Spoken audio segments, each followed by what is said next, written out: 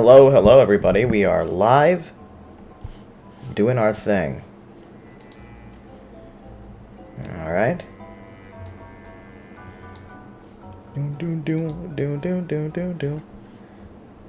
What is up everybody? We are streaming, we are debating. This will be quick. This will not be very long. We're gonna try to make it quick, folks. We're gonna try to make it quick. And it's dark. I don't feel like turning on my lights. That's why I'm using the VTuber model, folks.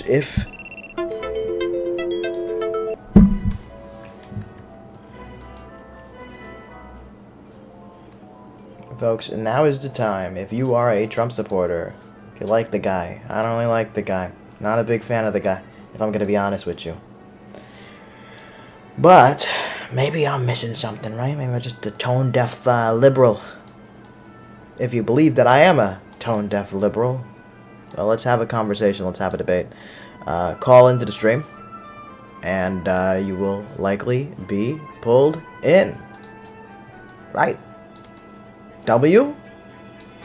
Folks, if you think that Donald Trump is looking out for you, and you want to argue about it, I very much disagree, but I'm very willing to have that conversation, because, you know, conversations are necessary for the country to be better.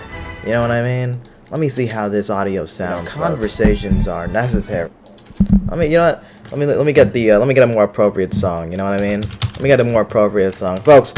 If you disagree with what I have to say, if you think that Donald Trump is looking out for you, feel free to call in, and we can have that conversation, folks. It's me, the real president, and I am destroying the economy. Believe me. It's me, folks. Call in, hit that guest request. I have it pulled up. We're doing debates. We're going to try to do it quick, folks. Call in. Let's have a conversation. Let's have a debate. Let's do what we must do for this country. And that includes having tough conversations. And that's why I have guest request open, folks. Believe me. Believe me. Alright. Anyway, if you think that Donald Trump's looking out for you, even with the tough news lately, you know, the economy's in a real tough state. You know, the biggest oligarch in the world is successfully kind of bought our government. But if you like that, you can call in and you can defend that. You can tell me what I'm missing, why it's such a good idea. You know what I mean? What am I missing, folks? I don't know what I'm missing. You guys tell me, what do you like about the Trump administration? I'm honestly not a big fan, folks, if I'm gonna be honest. I think it's a disaster. But if you don't think it's a disaster, if you think it's actually very well-run administration, then you can call in. You should hit that guest request button. If you're on YouTube, call that number on the screen, and we can have a debate. This stream won't be on for very long. One of you guys, call in. Be heard. You know what I'm saying? That's the American way. Have voices heard. Freedom of speech. Or something. It is a little late. That's why I don't have my camera on. But, you know, actually, no, I'm not here. This is actually the President of the United States is here having this stream run in my absence. Folks, if you think that Donald Trump is looking out for you, if you think that his administration will help you, I disagree. And I would like to hear from you. If you hit that guest request button, you feel free to do that, and we can have that debate, we can have that conversation. It's absolutely necessary for people of different sides to talk it out, explain themselves, and so on and so forth, and hear out the other side, you know? And I'm not just talking about you guys hearing me out, I'm talking about me hearing you guys out, understanding you, share my perspective on what you gotta say, and so on and so forth. If you disagree with the notion that Trump is going to hurt you and hurt this country, then you can call in, hit that guest request button. We can have a nice, fun conversation. Other than that, what are you guys up to? If you guys got any political questions, you guys can also ask that as well, and I'll try to respond to chat. And then if you actually do want to debate, you guys can call in, and we can have a great conversation. You know, I think TikTok does a better job at sort of the initial push when it comes to live stream views. YouTube does sometimes a better job in terms of long-term like your how your stream does long term. But lately, YouTube has kind of been struggling. I think there's been a bit of an algorithm shift, sort of deprioritizing live streams on the YouTube Shorts feed. But even with that, there's 8 concurrent viewers. Folks, if you are one of the concurrent viewers, oh, I'm sorry, I didn't open Google Voice. But you can call in. Let's see if I missed anything. It does not appear that I missed anything. Saturday? No, it's Sunday. Yeah, I didn't miss anything. Alright, folks. If you disagree with what I have to say, call in on the number on the screen, or you can go ahead and click the guest request button. We can have a real civil, well-informed conversation. That's what I expect when I talk to MAGA.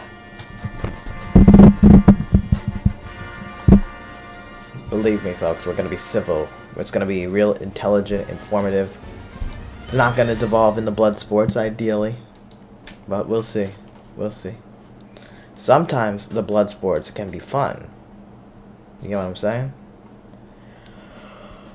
Folks, if you disagree with what I have to say on the screen, if you think that the Donald Trump presidency will benefit you, then go ahead and call in, hit the guest request button, call the number on my screen. While we're waiting for somebody to call in, I guess I'll go through some of the news. What's been some of the big news today? Let's see. Open up Google News to see some of the headlines.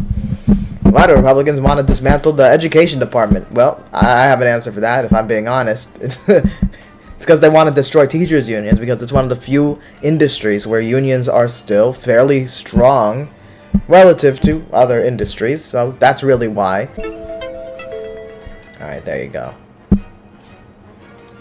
We'll just go ahead and restart the TikTok live because of that little glitch there. The internet went down for a second. Well, let's restart the stream. The YouTube stream, I think, is fine. Probably just showed a little bit of lag.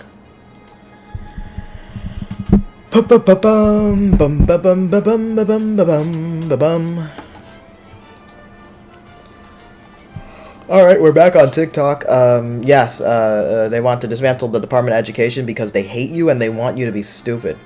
Just being honest here. They don't respect you. That's a very unfortunate part about the conservative movement. So that's that story. Let's see. I was at Trump's address to Congress and saw him turn the people's house into a steel cage match. Yeah. Yeah. Coverage on the president's speech, I think it was, in my view, painfully mid, right? Apparently it was the lowest score of approval that any of those joint addresses to Congress have ever gotten. And that's very unsurprising to me. It's unsurprising to me. I don't think it was an impressive speech at all. It was clearly just red meat for the base. And when you're president of the United States, I would think at some point you kind of gotta go a little bit beyond just doing red meat for the base. You know what I'm saying? But other than that, there was a lot of lies, there was a lot of bullshit, there was a lot of virtue signaling. No talk about the collapsing economy that he caused, like that, literally the day before. So that's that. Vanda says, "What's up with your VR, loser? Wave." I don't know what you... Were you trying to put an emoji there when you said wave? I'm not sure. Call in if you have a disagreement. If you think that Donald Trump is looking out for you, Valdez, or Van Dees, feel free to call in. And if you're of the TikTok people seeing this, feel free to send in a guest request. I'm pulling in people to have conversations. Other than that, we're going through the headlines. I'm giving my take. Anyway, back to the president's speech from earlier this week. It was ass. Not good. Pretty bad. China, Canada immediately retaliate against Trump's tariffs. Mexico is next. That's from 5 days ago. So, the tariffs thing is weird. Donald Trump pushes the tariffs out there. He says it's an amazing idea. It's this, that, or the other. And he backs out from a lot of it. He's very, bipolar with it. In terms of China, though, there has been 10% tariffs on them. Like it was put in place last month. I believe it's now 20%. And I don't believe he's been pulling back from that. So we'll see how that goes. Claudia Sheinbaum, the president of Mexico, is having a rally later today. And I'm very curious what's going to go on there. It was announced right as the tariffs were put into place on Monday. and that should be real interesting. I think there will be a lot of responding to Trump. It's almost like a response to Donald Trump's joint session of Congress. This headline here says, SpaceX launched Starship again, another catch and another crash. Well, that's great. We love that. And they're probably going to get more government contracts after that crash, because that's how a meritocracy works. This is for me. I don't know why this is for me. It says something about NVIDIA. I don't really know much about NVIDIA. John Goodman injured on a set in the UK. RIP. Rest in peace. Alright. Let's look more at the politics headlines, because that's what we're all here for. Ukraine, Trump, what U.S., Russia, and Europe are thinking ahead of fresh Ukraine talks. Oh boy. Oh boy. I don't know what to expect there, I'll be honest. I mean, I can't imagine anything good. This one, 7 hours ago. China has a message for Trump. The U.S. won't stop its rise. Oh, well, they don't have to worry about the U.S. trying to stop their rise. Donald Trump is kind of handing them their rise on a silver platter. So, that's that. China will be doing fine for like the next at least half a decade or so. About.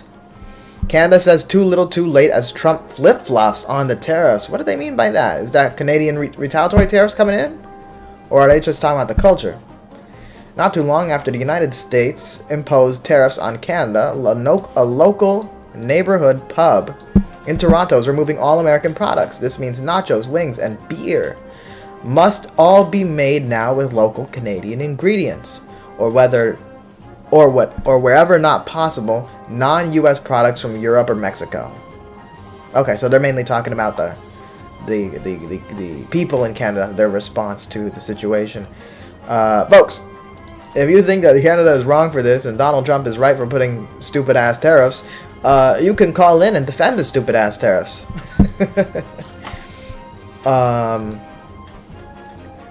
Alright. Pope Francis remains stable. Good for him. Sierra says hello. Hello. Welcome to the stream. The stream won't last very long, but, you know, I'm waiting for some MAGA person to call in, hit the guest request, and have a debate. For now, I'm just going through some of the headlines.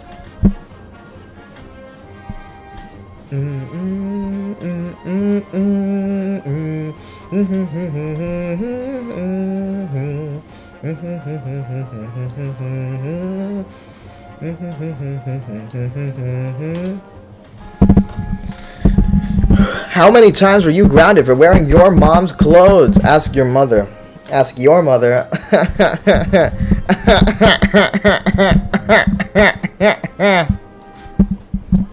Your mom has a great sense of fashion, Vandies.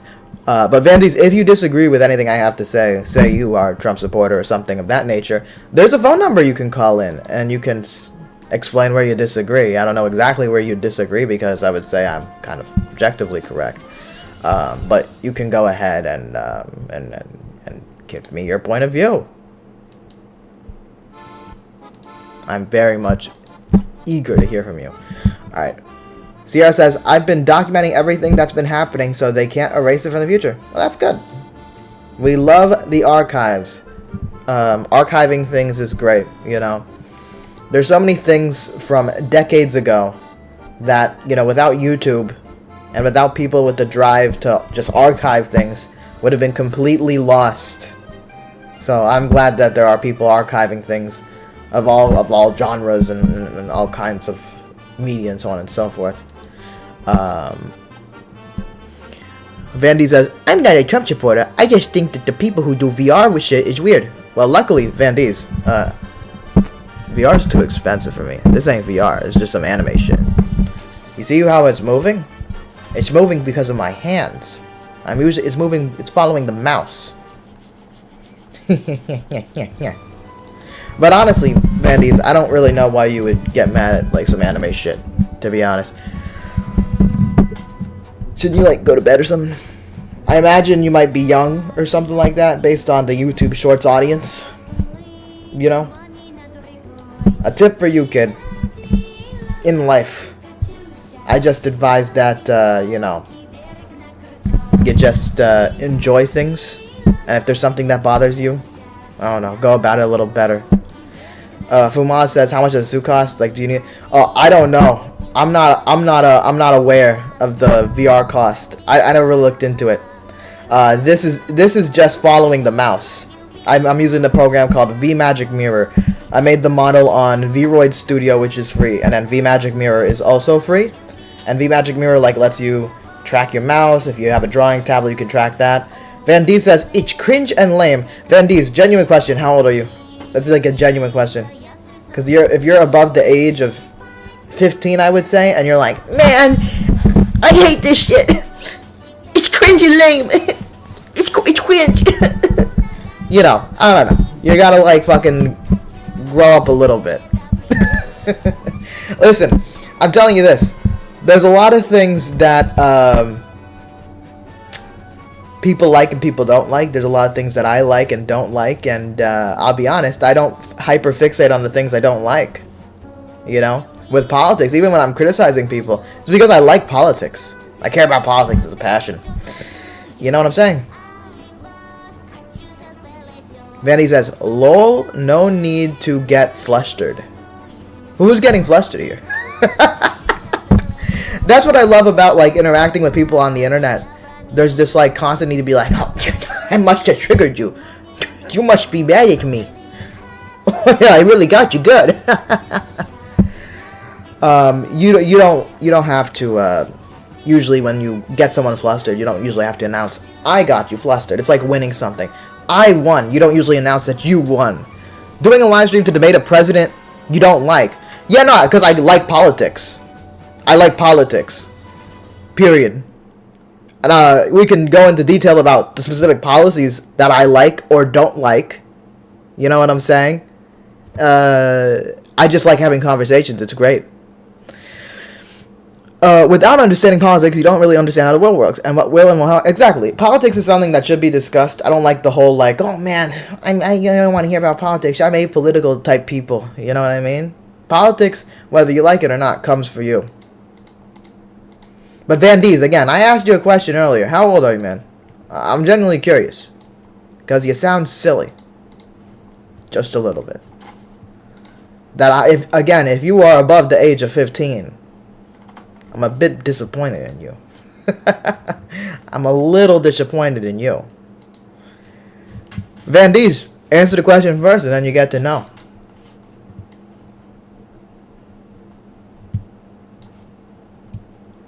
Go ahead. Answer the question.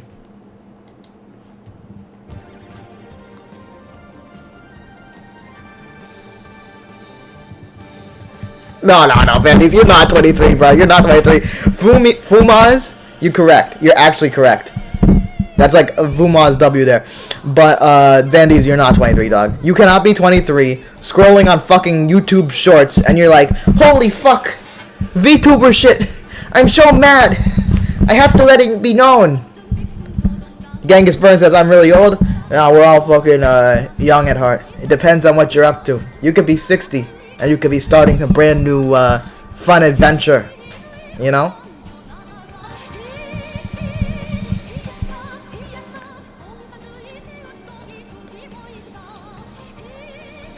Here, I can play a game while I'm waiting for like some response. Someone to call in or do something. Well, actually, I won't be able to pay attention to the guest thing. Fumon says I'm 19, feel old as fuck. Nah, I mean, I feel that, brother. I feel that, but I have a sense sometimes like, "Oh man, I'm running out of time. I'm running out of time." But then you look at people that are actually old and you realize, man, they experienced my entire life's worth 20 years ago. Let's say you see a 40-year-old person. But then you see like a 30-year-old. Imagine like you're 30, you turn 30 and you're like, "Okay, wow, it's been fucking 30 years. You're finally 30. And then you're like, "Oh, I have to live a whole nother of my lifetimes before I even get to 60. So we all got a lot of time. You know what I'm saying? Vandy says, "IDK, why my algorithm feeds me this shit. The last short was a Seahawks highlight reel." Van D's brother. If you stay and watch a thing and engage in the chat, the algorithm will feed you more of this shit, dog. That's how it works. The algorithm, brother, feeds you what you want to see. It is designed. This guy is weird. I'll bet you want men and women's sports. I bet you want men in your fucking ass, Jeff. Genghis says, are you organizing? 4K subs is good. All hell algorithm. Organizing, well, I'm doing political stuff in real life, you know. Like in local politics and so on and so forth. I'm building up the YouTube channel, grinding. You know, I'm trying to, like, I got some long form videos in the works, but I was like, let me do a little bit of a casual live stream. You know what I mean? Haven't live streamed in a while. It's kind of late. I don't feel like turning on the lights. Genghis says, local is important. People don't do it, though. Yeah, that's true. Not a lot of people do it. But that's the thing, though. That's the thing. Since it's a little bit, like, more low-key. Rising up the ranks in local politics, it's a lot easier than, you know, national or something like this. Frail little thing. How much you weigh? Brother, Vendies, my guy, it sounds like you want to jerk off to me, brother. I'm not gonna lie, bro. Are you live in a small town or big city stuff? I live in... It's mainly like suburbs around here, to be honest. Like, there's a variety. I'm involved not just in the city, but the county. You know what I'm saying? Van D's, answer the question. I weigh as much as you want to imagine, brother. Believe me. Though, you know, I don't weigh as much as your mom. That's a bit of a hard, you know, line to cross. TikTok. If you are coming in from TikTok, feel free to chat. I have the chat opened up. Feel free to send in guest request. I'll pull you in. We'll have a conversation. Vandy says, why do you always go homosexual stuff? Yeah, I don't know. Talking about my body, man. You're fantasizing about my body? I'm actually flattered. My dick is hard. I'm actually gonna come. How's the closet battle going? Is it really a battle? What the fuck do you think is going on here? You think I give a fuck? Listen, if I was gay, the world would fucking know about it, to be honest. I've jerked off to men. But, you know, you have a sexual interaction with men and you realize they're not that great.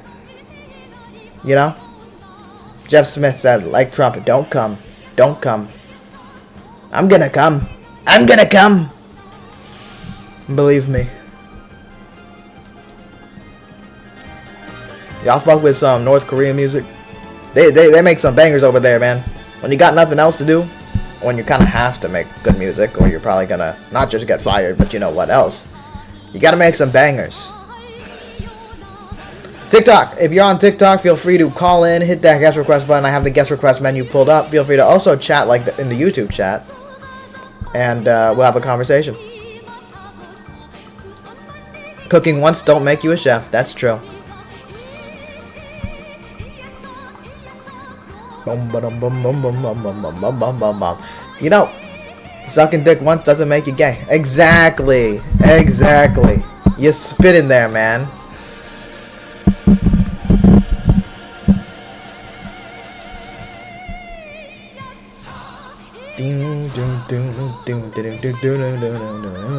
You know, last times I've been streaming, I'll be honest, the MAGA people have become less impressive. I guess during the election season there was more of a want to have political conversations, but now the MAGA people don't want to have the conversations because I guess when you're in power it's a little bit harder to it's a little bit more tough to defend the bullshit, you know. Vandy says, bro couldn't have a conversation face to face with any human. Type of dude that gets nervous ordering food at a restaurant. I'm gonna be honest, Van D's. You know who the fuck you're talking about. I'm gonna be honest. Yeah, I love like when conservatives be like roasting or trying to roast, or like just like unfunny people in general, and they like just make up a story in their head like you're the type of guy to be scared of answering a fucking phone call. And then I'm being 100% serious, bro.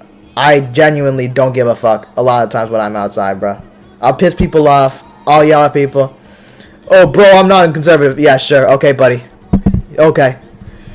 Jeff Smith says, oh my god, it definitely makes you gay. I definitely make... Yeah, Jeff. You're a real expert on the gay shit, huh? Whenever I ask questions about gay shit, I gotta come to Jeff.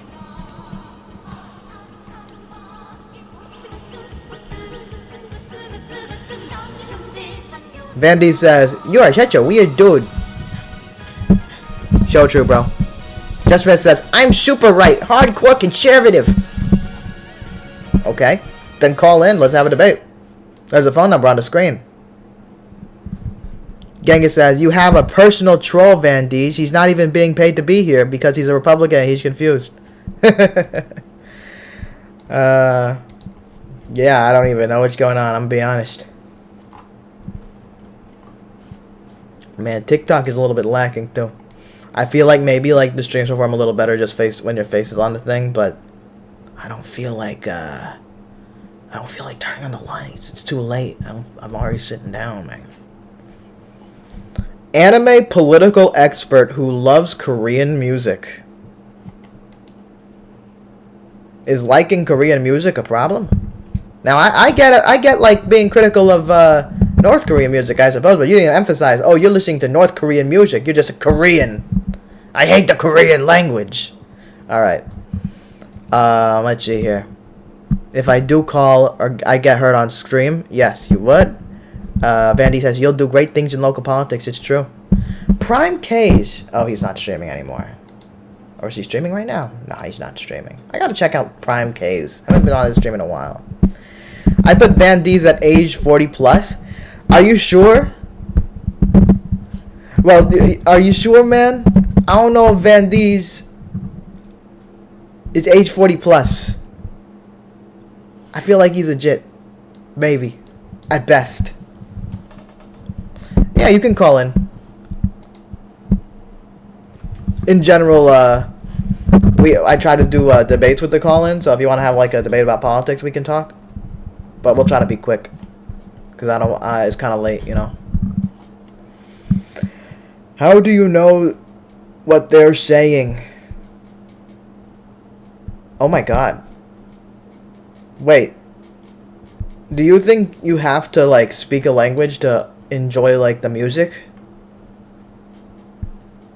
That feels like, oh, dude, I feel like this is a fucking little kid. There ain't no way. There ain't no way this ain't, here, I can enjoy this banger. Alright, I don't speak Chinese, but this is a fucking banger. Mrs. LS says, no, Trump and Elon will hurt you. Yeah, they will. Alright, hold up, we're getting a call in.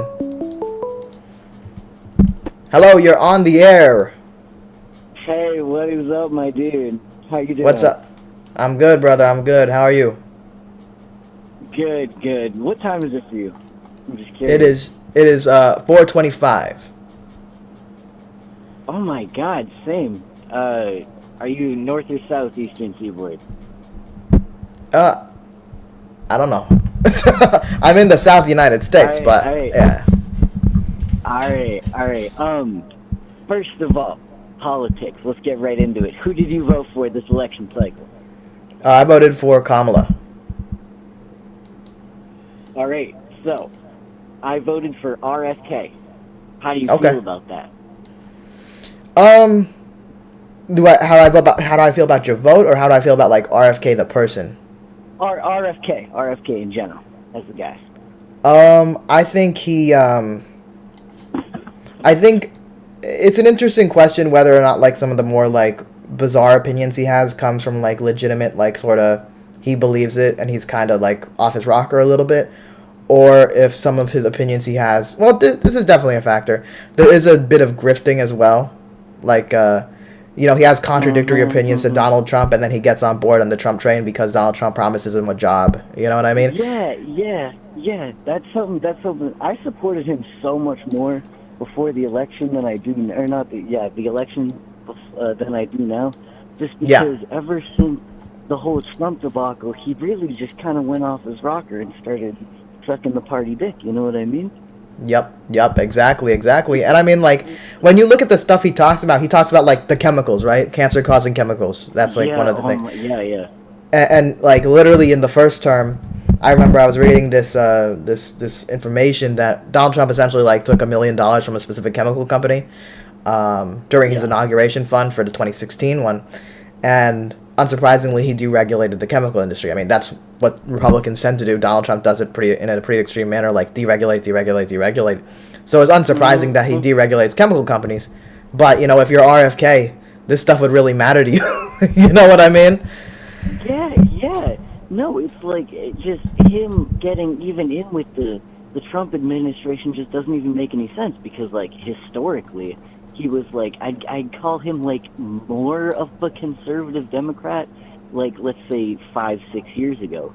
But ever since the election, he really just has hopped on the train. Like, I'm all for, like, what he was saying pre-election, how he was like, let's get all the ridiculous, like, cancer-causing chemicals, like, let's do research into the FDA. But then he gets in with Trump and the whole Doge fucking thing, right? They've been cutting funding for everything. It just doesn't even make any sense. Like, I had faith in the guy. I mean, I knew he wasn't going to win the election. Yeah. But then he just hopped on the Trump train instead of continuing to build his base on his opinions, which I think were so much more valid than the current administration. Yeah, and you know what amazes me? First of all, I love the people in the chat. You know, Van Dees and Jeff are out here fantasizing that I have conservative roommates and he'll get Molly What is going on here, man? You're making fucking fan fiction at 4 a.m., okay? Van Dees earlier was saying, like, how is this shit showing up on my feed? And he's stuck around the whole stream, so that's why. But going back to the conversation, another thing that amazes me about what RFK's done recently, the biggest thing, frankly, he's done, because honestly, with the job that he got, he hasn't really done much so far. I mean, he just got it, right? But when he was in the hearings, I remember he accused Bernie Sanders of essentially corruption. He's like, you took $1.5 million from Big Pharma. Now, does that mean Bernie Sanders took anything from a company, a CEO, a corporate PAC? No. He didn't, and the thing is, I don't think he's stupid. I think he understands this. The way Open Secrets, which is where you get this information from, the way it works is if somebody works in an industry, they will be counted under that industry. So, for example, if you're a teacher and you donate to a political campaign, you will show up as education industry or teaching industry. Counted? I thought that it was always the way that was just like it was literally just a corporation. No, not at all. And so like if you're a teacher and you donate to Bernie, you're counted under education, but it's not the school that you're working at is donating to Bernie Sanders. Bernie Sanders, again, is notable for taking no corporate PACs, no CEO PACs, and frankly, I mean, even like someone that's much more establishment like Biden, he put certain regulation on things like the chemical industry, so on and so forth. Not as far as people would like, but he objectively did, whether people want to admit that or not. The moment Donald Trump came out there, he removed some of them, like immediately. I think specifically on the PFAS, the forever chemicals. But yeah, so he accused Bernie of taking $1.5 million. We're going to accuse a senator, known for his anti-corruption, of being corrupt because he takes small dollar donations from workers. This fucking guy, RFK, when he was running, do you remember his vice presidential pick since you fucked with the campaign? I forgot his name, but yeah. Honestly, no, not really. I was more just into him in like his. Yeah. I don't know, for some reason, just the way, I mean, he talks like, I mean, he's got something up with his vocal cords, I know. Yeah. But just the things he was saying really just gravitated to me. Yeah. No, I get that because to a degree, like, there was like, especially when he was running earlier on, there was like a sense of populism. He was like running as an independent for a bit. So there was a sense that he'd be outside the system. He was that third party. Yeah. The thing is, one of the ways you could tell things are going to go wrong was his vice presidential pick was this very wealthy woman who was like a political campaign donor. I think she might have some form of schizophrenia. I'm not saying that's an insult. I just feel like I remember hearing that during the election, but it's been months. But she has a lot of money. And she was one of the main donors to the super PAC that ran that RFK ad during the Super Bowl, where they like copied the JFK ad, but they made about RFK and so on and so forth. Yeah. She was funding that super PAC, and you know, when he was an independent, as the race got on, the money became less and less and less, and it was becoming pretty clear like he wasn't getting on every ballot, and like people that were donating, like small dollar donors as well, probably were less willing to donate. So he brings on this woman who worked at a super PAC, So then when she comes on board, she's part of the campaign. If you are donating to yourself, that's not considered a donation. That's considered self-funding. You're self-funding the campaign. So you put a billionaire in your campaign, and she can essentially put as much money as she wants. So he essentially had his VP slot for sale. Blank check. Exactly. So, you know, doing stuff like that, and then also supporting Donald Trump, who, like, this guy got bankrolled by Elon Musk. Oh my god, so hard. It was literally, what was it like? It was like 3, he didn't just I don't know any numbers exactly, but I know it was like retarded amounts of money. Yeah, it's like 300 million, nearly, or it's like 280 something million, but you know, when you're getting that high, that's practically fucking 300 million.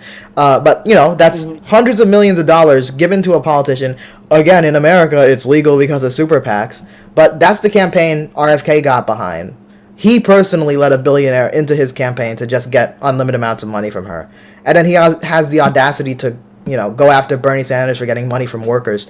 What are we supposed to, like, what is the standard here? Is the standard that he's trying to set up, like, oh man, you know, I could let a billionaire part of my campaign to self-fund, but you know, Bernie, you should have really returned those donations from workers, because I don't like those specific workers. They're stinky. You know, it's like, it's insane. It's insane. Now, one of the things that I think is absolutely bonkers is that we're allowed to have like super PACs and PACs and stuff. Yep. Like, should be illegal. I don't even get that, because in my mind, I think that just raises conflicts of interest. Yeah, no, it should absolutely be illegal, but the reason why it's legal is because, you know, the people that fund campaigns and are the reasons why that a lot of these lawmakers are in the job. You know, it makes their life easier. Yeah, exactly. It always will be. You know, but it doesn't necessarily, you know, that's a good, like, there's always corruption to a degree, but it doesn't have to be this corrupt. You know what I mean? Like, I think one of the ways we genuinely solve that is by taxing the hell out of the rich. I know some people are adverse to that, but literally, simply, money is power, period. The more money you have, the more power you have. Literally, like a 1% tax on the 1% would be the equivalent of like a 90% tax on the rest of the 99% of the population. Yep. Just because, what is it, like the 1% has something like damn near 50% of the wealth in the U.S.? I don't have the numbers right off my head, something like that. I think it might even be just like 3 guys in the 1%, like Elon, Bezos, and then whoever's the third guy.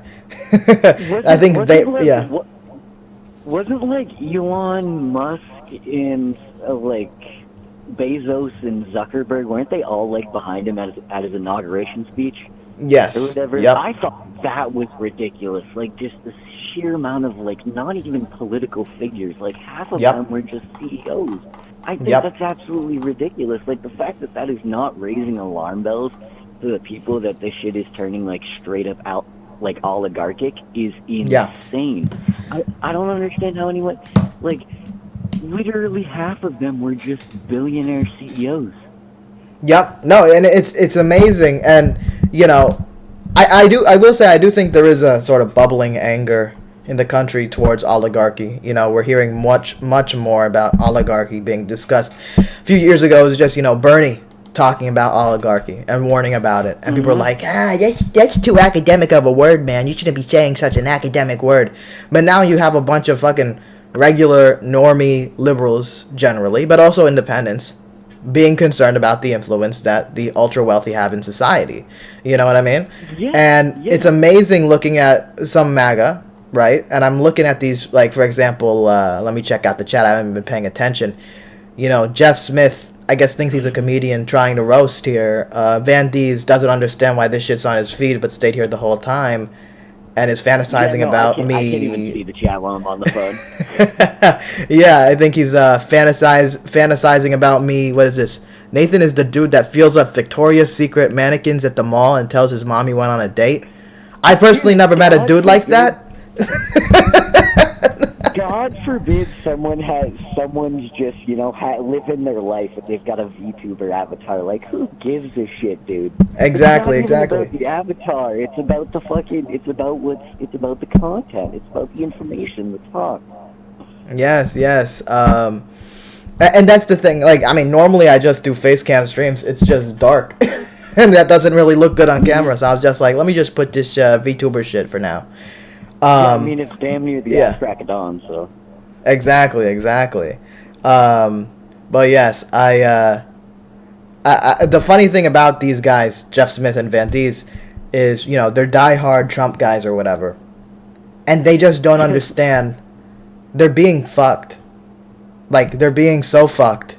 It's insane. Dude, they don't realize it. All anyone has to do is look at the stock market. I literally took everything I had out of, like, all the Dow and the S&P 500. I just put it in Lockheed Martin and Northrop Grumman because I know all this dude is gonna blow shit up.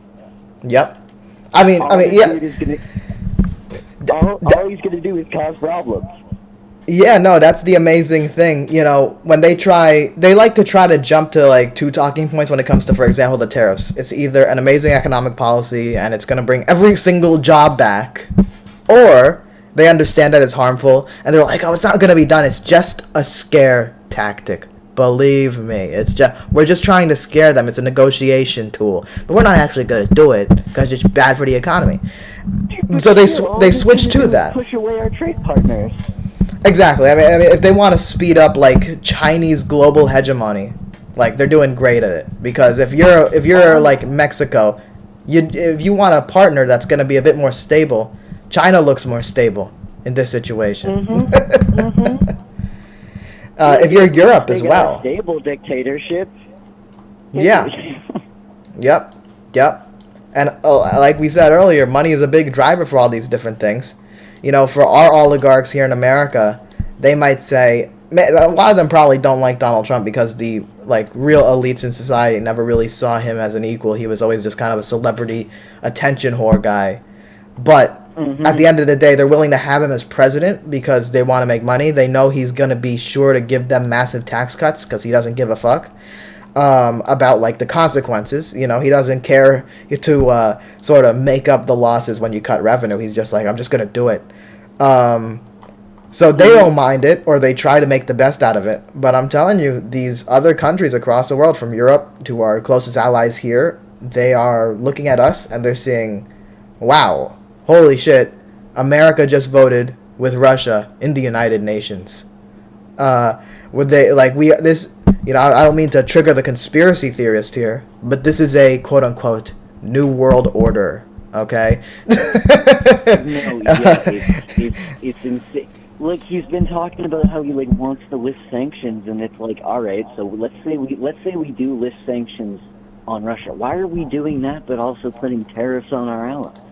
Like, do we want that to be our only partner? Like, I mean, historically, Russia hasn't been the best person. You know what I mean? And you know, Russia's not doing well either. No, not at all. If we want to look at an empire on decline, it's Russia. And it seems like that's one of the problems with modern fascism, I would say, is they're smart enough to get into power. When they're in power, they're really fucking dumb. You know, they're good at rallying the dumb people, but, like, when it actually comes to doing the fucking job, they don't know. They never expected to actually get there. It was a hope and a prayer and a moonshot, but you know it fucking happened. And so now they absolutely no idea what to do. The foreign affairs is a mess. The stock market is a mess. So much for making everything cost less. I mean, it's literally if you. That was the promise. That was the promise. We're going to lower prices. I love that the liberals now, they're just, like, constantly bringing up egg prices because they were like, okay, y'all brought up eggs all the fucking time. We're going to bring up eggs too. And then now they're getting mad. They're like, shut up about egg prices. Stop talking about egg prices. One thing I've literally had 2,000 chickens my entire life, so we've always sold eggs. So I literally know nothing about the eggs prices. Nothing. Really? Wait, so you raise egg or you raise chickens? I literally in my backyard, my chickens make 40 eggs a day. So, wow. Wow. Yeah, no, Well, it's honestly, it's pretty lit.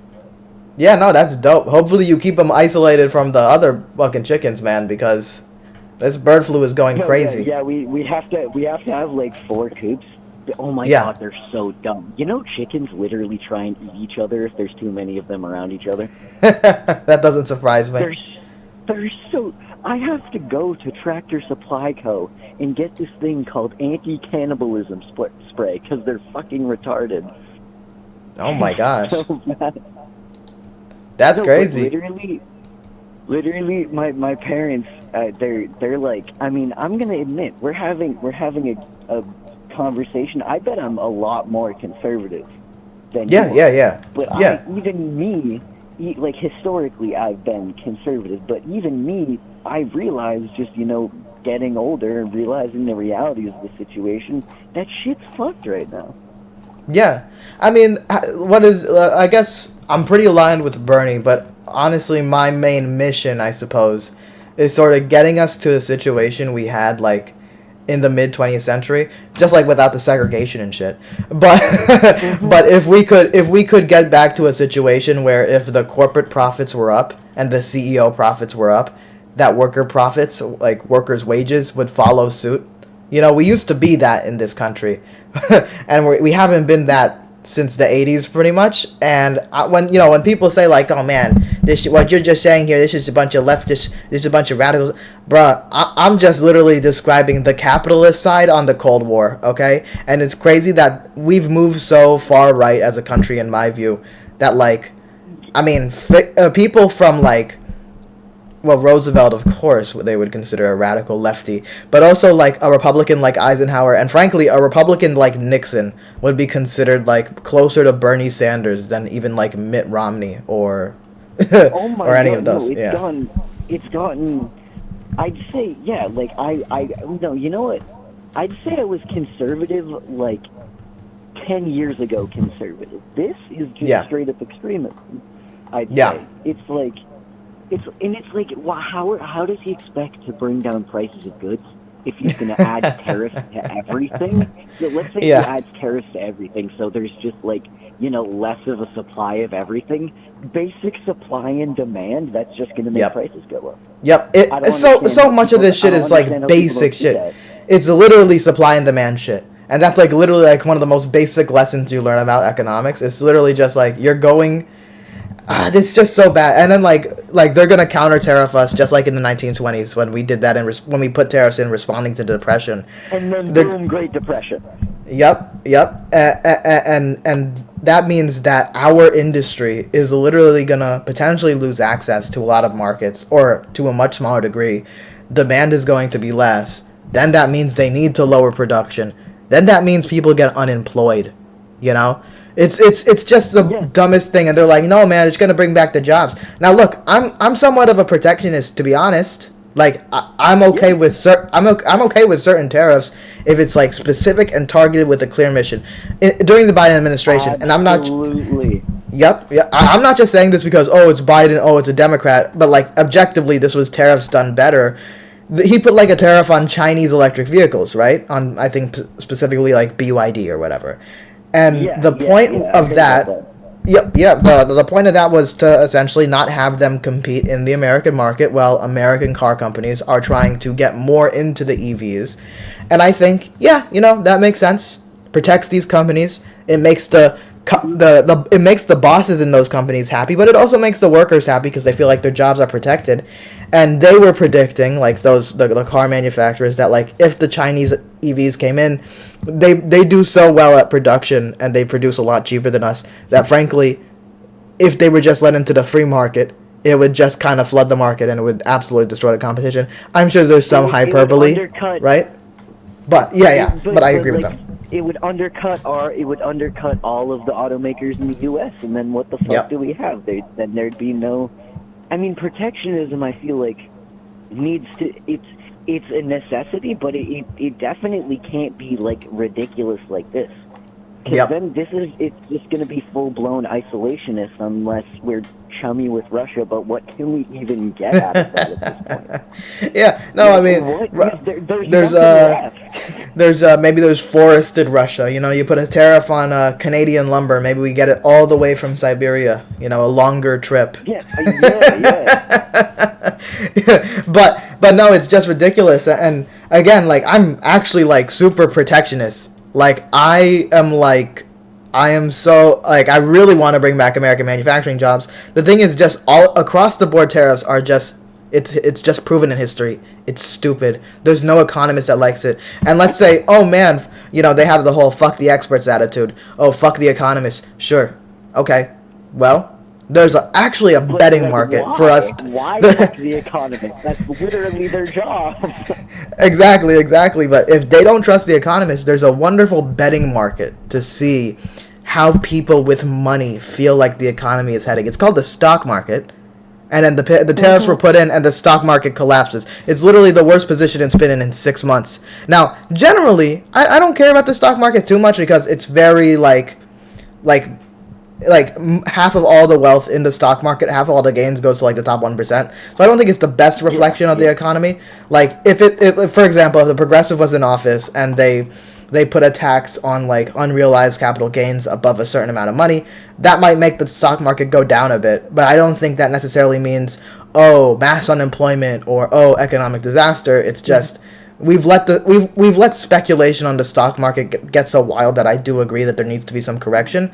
But obviously, the Trump administration is not trying to do correction. The reason it's going down is just because this is bad. This is a bad economy, and it's problems are going to arise. And I mean, exactly what you said. The stock market isn't the best fucking way to gauge the economy because most of it is just from giant whales who own large sums. But the fact that even the hyper wealthy are scared is a problem because usually their whole thing is, we're too big to fail. But the fact that they're pulling out in large enough sums to start the Dow and the S&P to just be going down is that should be ringing alarm bells to all these people that are oh my god, Trump's doing a good thing, but then they're just, if they have any money invested, it's just worth less now. Yeah, isn't Warren Buffett selling a good amount or something? Oh yeah, no, he's not selling it, not just across the board, but there are certain sectors that he's just completely pulling out of just because it's not going to be viable if these tariffs actually go through. He's just playing it safe, he always has. Yep. And again, while we're describing actual economic shit that's gonna cause, we are likely stepping into a depression because for even during the inflation, the economy was still on the recovery path from the downturn in COVID, the inflation in in 2022 or whatever. We've just been kind of on the come up a little bit too much, and I think we're heading to a recession. It's not looking good, the tariffs is on top of that. It's looking bad, and this situation is happening, and you have Jeff Smith fantasizing about me being gay. It's the funniest thing. I don't even fucking know, but we're absolutely. I mean, I've been thinking about this since I even got into politics. I'd say 4 or 5 years ago. I mean, we're absolutely all fans. Are a kid can't get a house. That's just not realistic. That's such a sad thing. If you're still, it used to be if you're still living in your parents' house at 25, what are you doing? But now it's pretty much everyone that I know is I'm gonna live in my parents' house as long as I can, just because it's you gotta do it. Let's say you have a car.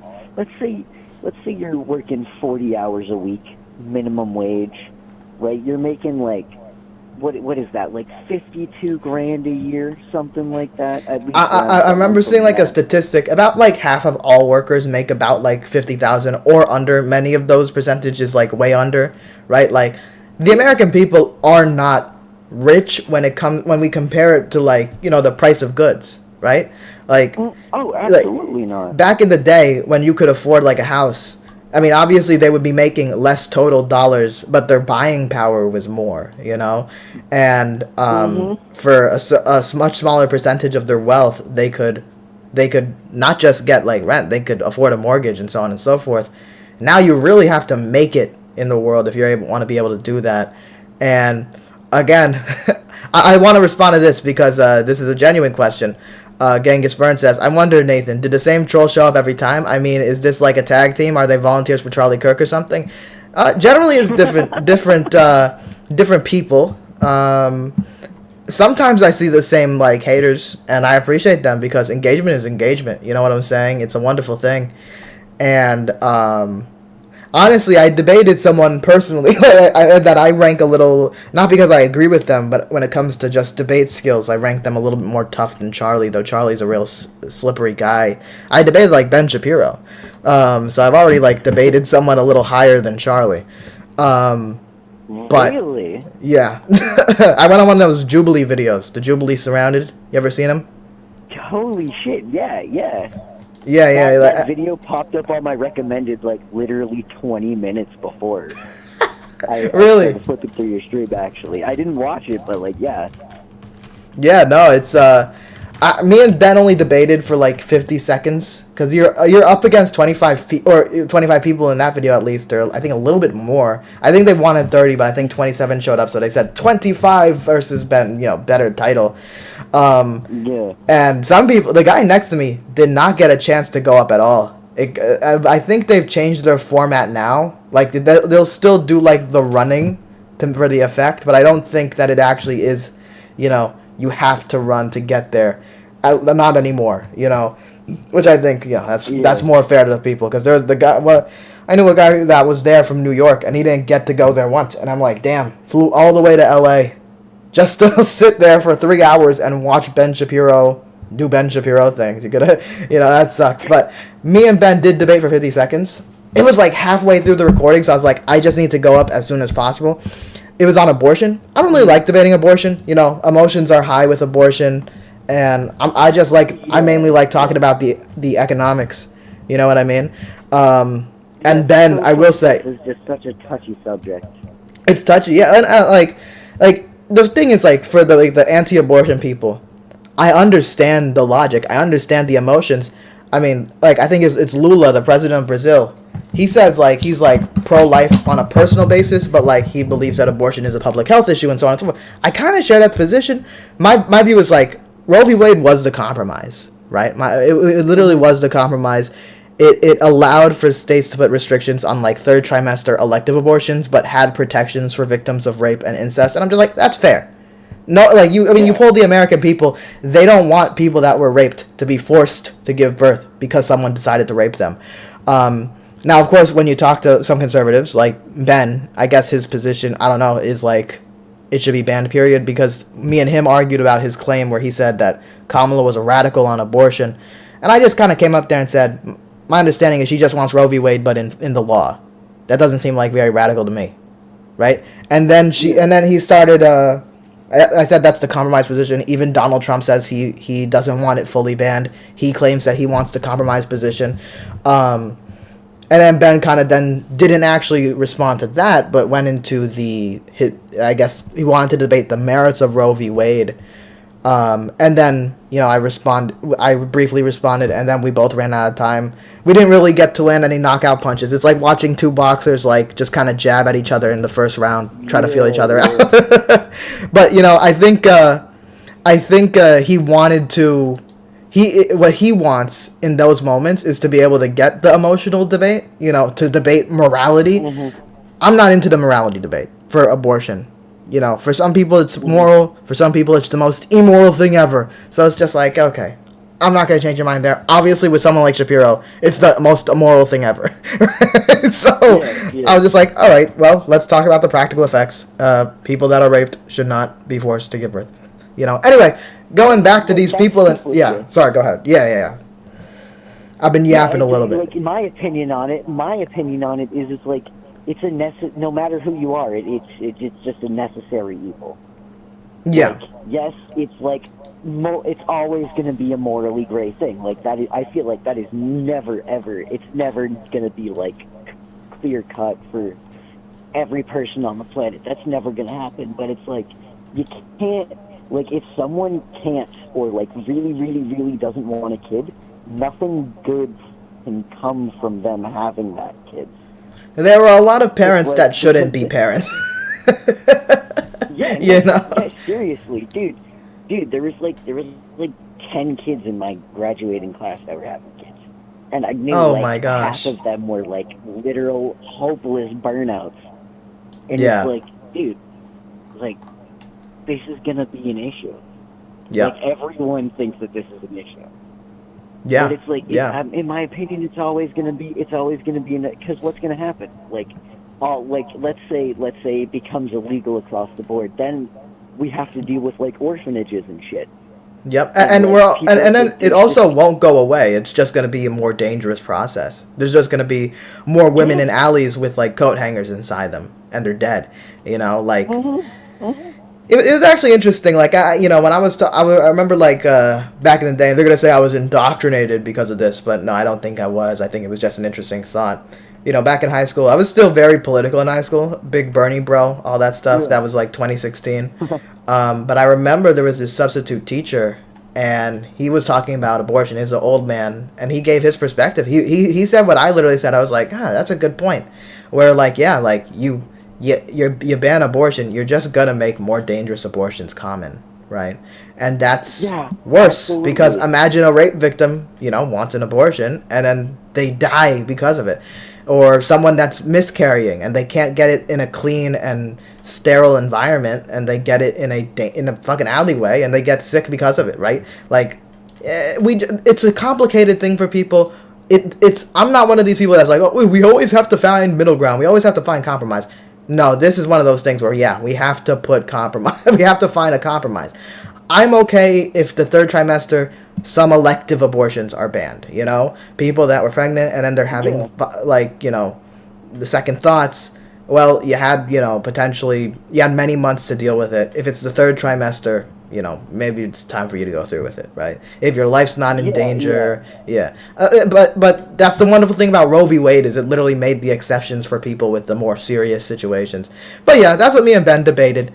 Going back to like the conversation we were having earlier about the economy, why I brought up the chat, it's just so funny that people like this Jeff, I'll give a shout out to these people, Mrs. LS, right? These people will be directly affected by the economy. I mean, we're all affected by higher prices. And I guess one of them, I think it was Jeff that bragged that he made $140K a year. That's great. Congratulations. You are a well-to-do individual. But you're not part of that. Everyone. That's not most people. That's not most people, and you're not even part of that top 1%. So I mean, you'll feel it more than Elon Musk. You'll feel it more than Mark Zuckerberg. You know what I mean? Someone even making $200,000 a year. If half of the population is fucking impoverished, they're gonna have to live with the consequences of it. They don't have enough money that they can just totally separate themselves from society. You still are feeling the ebbs and flows. Yep, and like even like we're all impacted by inflation. Like I don't think if you make like $100K or $50K, you want to see basic stuff. I don't know. Let's say you want some fucking hand sanitizer. If hand sanitizer is more expensive, I think you'll be like slightly annoyed. Like, and even then. I mean, I see Jeff here saying, I have been making more money now than ever. Who cares how much they make? I guess the poor? Yeah, I give a fuck about my fellow countrymen. And then this is amazing. 75% of the country voted him in. Why is that? What, like, fucking schizo world are you fucking living in, bro? Wait, did this man just say 75% of the population voted him in? What in the world? So are we just not speaking facts tonight? Is that what we're doing in the chat? The sad thing is, I can't wait for this. This video is apparently coming out literally, technically today because it's Sunday today. It's just really early Sunday. Jubilee, they had Sam Cedar from the Majority Report on one of those surrounded videos. I cannot wait to watch that. Apparently that's coming out today. There was a little clip that was released. It was the funniest fucking thing in the world.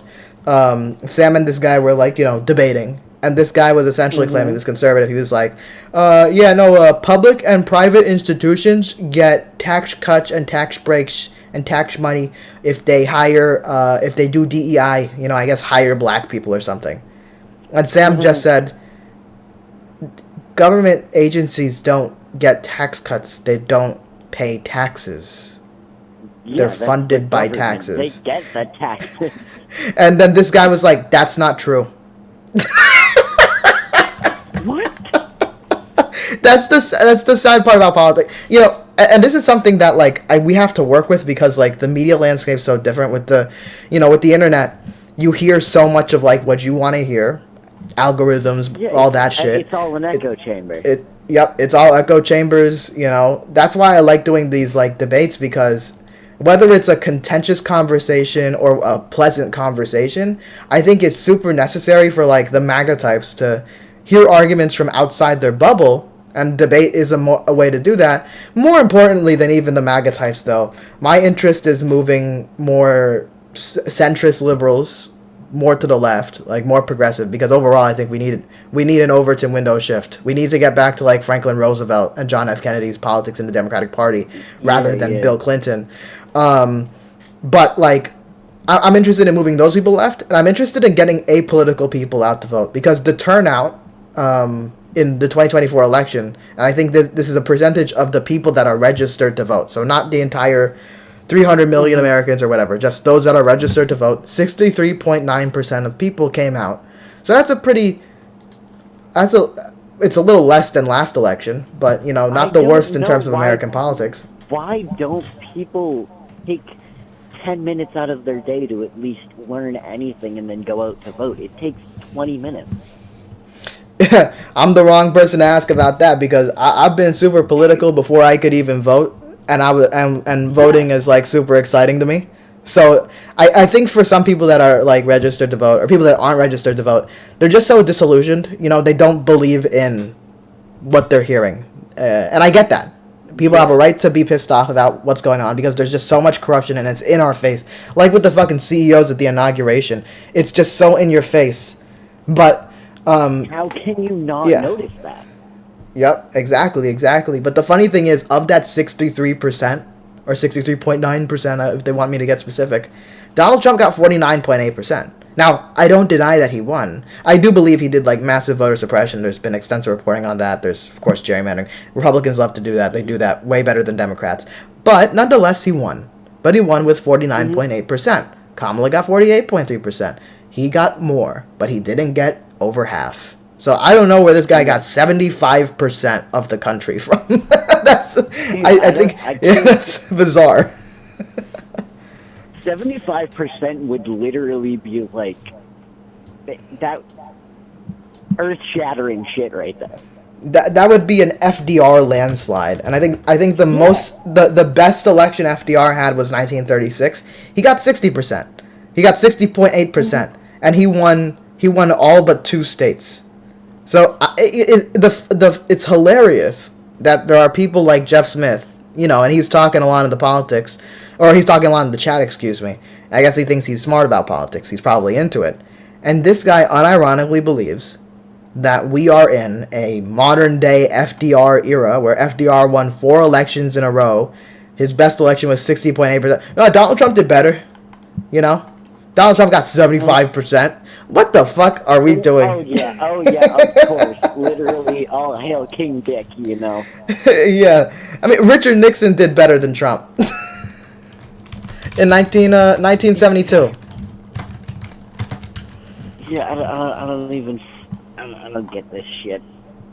I don't get it. Politics, from when I say I'm in local politics, I'm in county politics. I'm in leadership, man. I'm not gonna get into detail, you know what I mean? Really? But I'm much more involved and than most people. And I'm not saying that's a flex. It's just I want more people to get involved in the local politics, because the fact that I'm able to, I live in Florida. I'm involved in not even just local. I'm involved in like the state politics because I like, for example, I'm in the state committee for the Florida Democratic Party, so I voted for like, you know, who's gonna be the state party chair and so on and so forth. If I'm able, I'm like, I'm not like from like one of these like families that are like, you know, political for generations. You know what I mean?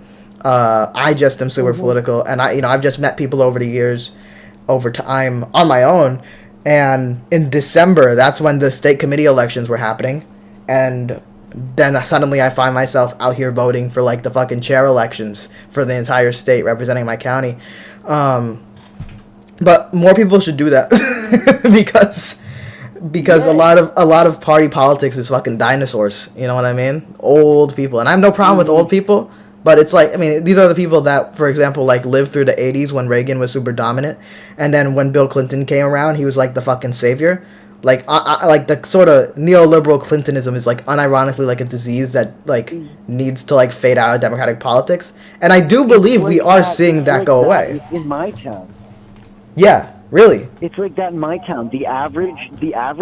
So we don't have a mayor in my town. It's a small town. We've got less than 7,500 people. But the average age of the people on like the selectmen committee is 69, and I'm like, holy fuck! I've talked at my town hall a couple times. It is like they're all space shots. It's like in like 5 or 6 people show up at max. It is ridiculous. Yeah, I would love to get involved, but like I don't even know how I would begin. I've talked about our roads. I've talked about like we don't even have a gas station. Really? But I don't know. That's something you can honestly run on. We don't have a gas station. Like literally, like get the city a gas station.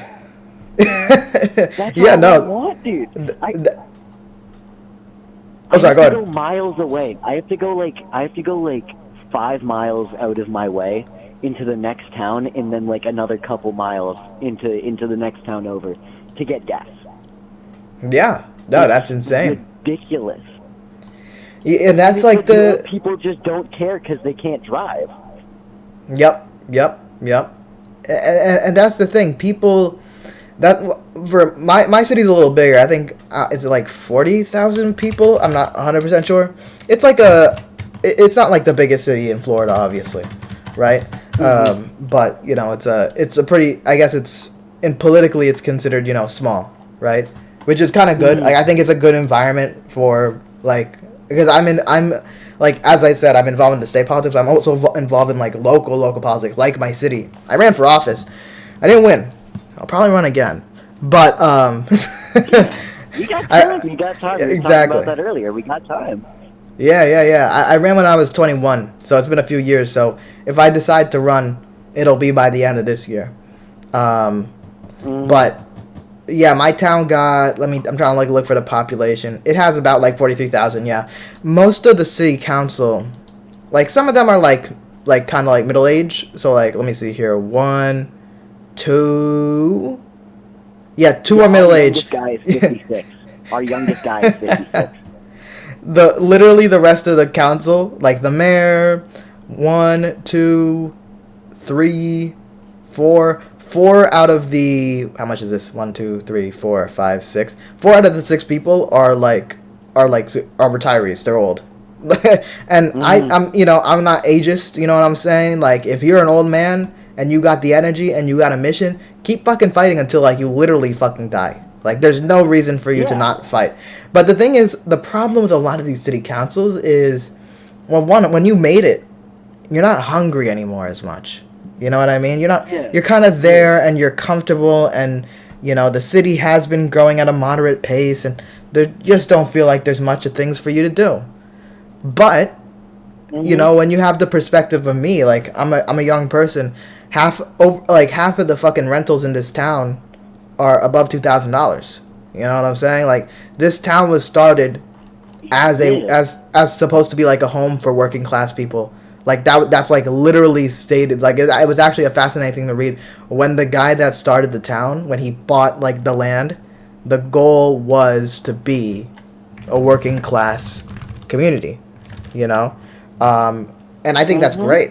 And I feel like, you know, it's not like this random guy that founded a city, right, back in the early 1900s. It's not like I ever met him. It's not like he's like my biggest hero or whatever. But I find that mission like super compelling. Just create a working class community, create a working class place to live. And in general, we have our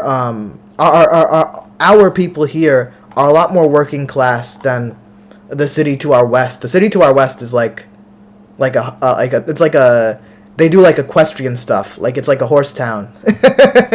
Oh wow! Yeah. Okay. It's like a real fancy place. You know, you got like fucking a lot of rich people. It's the high life, the ritzy stuff. Yeah. I have a friend, and they work for one of these rich people, and it's such an interesting world. These rich people live a completely different life than the rest of us. But that's kind of like why I like somewhat grew up in that town for a good portion of my childhood. Not in the rich people part. There's obviously like regular people areas, but it's just I like where I'm living now because it does feel more normal. You know what I mean? And we have like our big suburbs. We have like a lot of working class people here, and I think that one of my goals is really like living up to that mission of being a working class town. I want. I see Genghis Vern mentioned this. This is great. Housing is never discussed.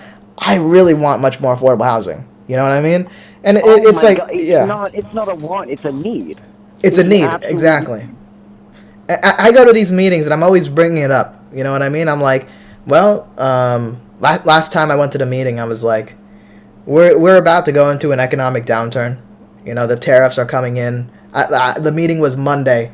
So I think I was like tomorrow or tonight or something like that, and things we already seen it get more expensive. We already have this percentage of rents being this amount. We gotta do something to make our city sort of shock proof, tariff proof. The world will happen around us. There's gonna be presidents outside this city's control, obviously, and as a city we have limited power, but maybe we should look into building like some sort of public housing. Make it pretty, make it nice. You know, when you talk to local politicians about that, they're always like, well, we don't want to make slums. Okay, don't design a slum. Make it beautiful. Put good money into it. Condos owned by the town. Exactly. Just like that. So they can be like, all right, so they just lower it till all of the houses are filled, and then even if it's not like, even if it's like rotating, so it's like, yeah, you can live here for like 2 years. That would alleviate, that would just put so much more faith in a system. Yeah, and like, and that's the thing, like, I'm like an all-in approach. Like, I'm okay with private housing existing, obviously it's going to exist. But if I'm in there, like if I'm on the council, I will not approve another suburban development. Like a big single-family housing development, because that just takes up so much land. As expensive as they can. Yeah, and they're going to make it as expensive as they can, so the people that do have that like huge amount of disposable wealth, they can buy a house, and it's like, well, all of that land, you can't develop on it anymore. You could fit 3 times as many houses for like half the price, and then boom. People are going to be here. That's going to stimulate your local economy. More people means more taxes, means more money for the town, means more development. Literally, that's like the whole goal with like city politics a lot of time is bringing more people and expanding the tax base. Which, you know, one of the topics that they brought up during the election, you know, they were claiming like, oh, in Springfield, Ohio, they're eating the cats and the dogs, and the city is being destroyed, blah blah blah blah blah. Whereas, you know, they weren't eating the cats and the dogs. Like, the evidence they would show was just straight up lies, like constant stream of lies. And then second, like, you look at actual reporting from the city, what you see is there is like a minority of neo-Nazis that are like actually mad that there are Haitians. Because, you know, they're fucking foreigners. Of course, Nazis are not going to be happy about that. Duh. Right? But then, like, you talk to, like, the business people. And the business people are like, yeah, no, I mean, this was a dying town beforehand. We were going down as a company because we were losing workers. Some of the workers we had, you know, they were they were like on drugs and not doing well and so on and so forth. But then these Haitians come in, they come to work every day, they work hard every day, and they keep this company afloat, and they keep the city afloat. The city was like recovering when it came to like their tax revenue. Like it was objectively good. You had and the whole like the claims of like the cats and dogs being eaten and blah blah blah. It was being disputed by the cops, and the cops are not necessarily like a bunch of fucking leftists. Okay, it was being disputed by the mayor. It was being disputed by the Republican governor of Ohio, but we live in a post-truth world.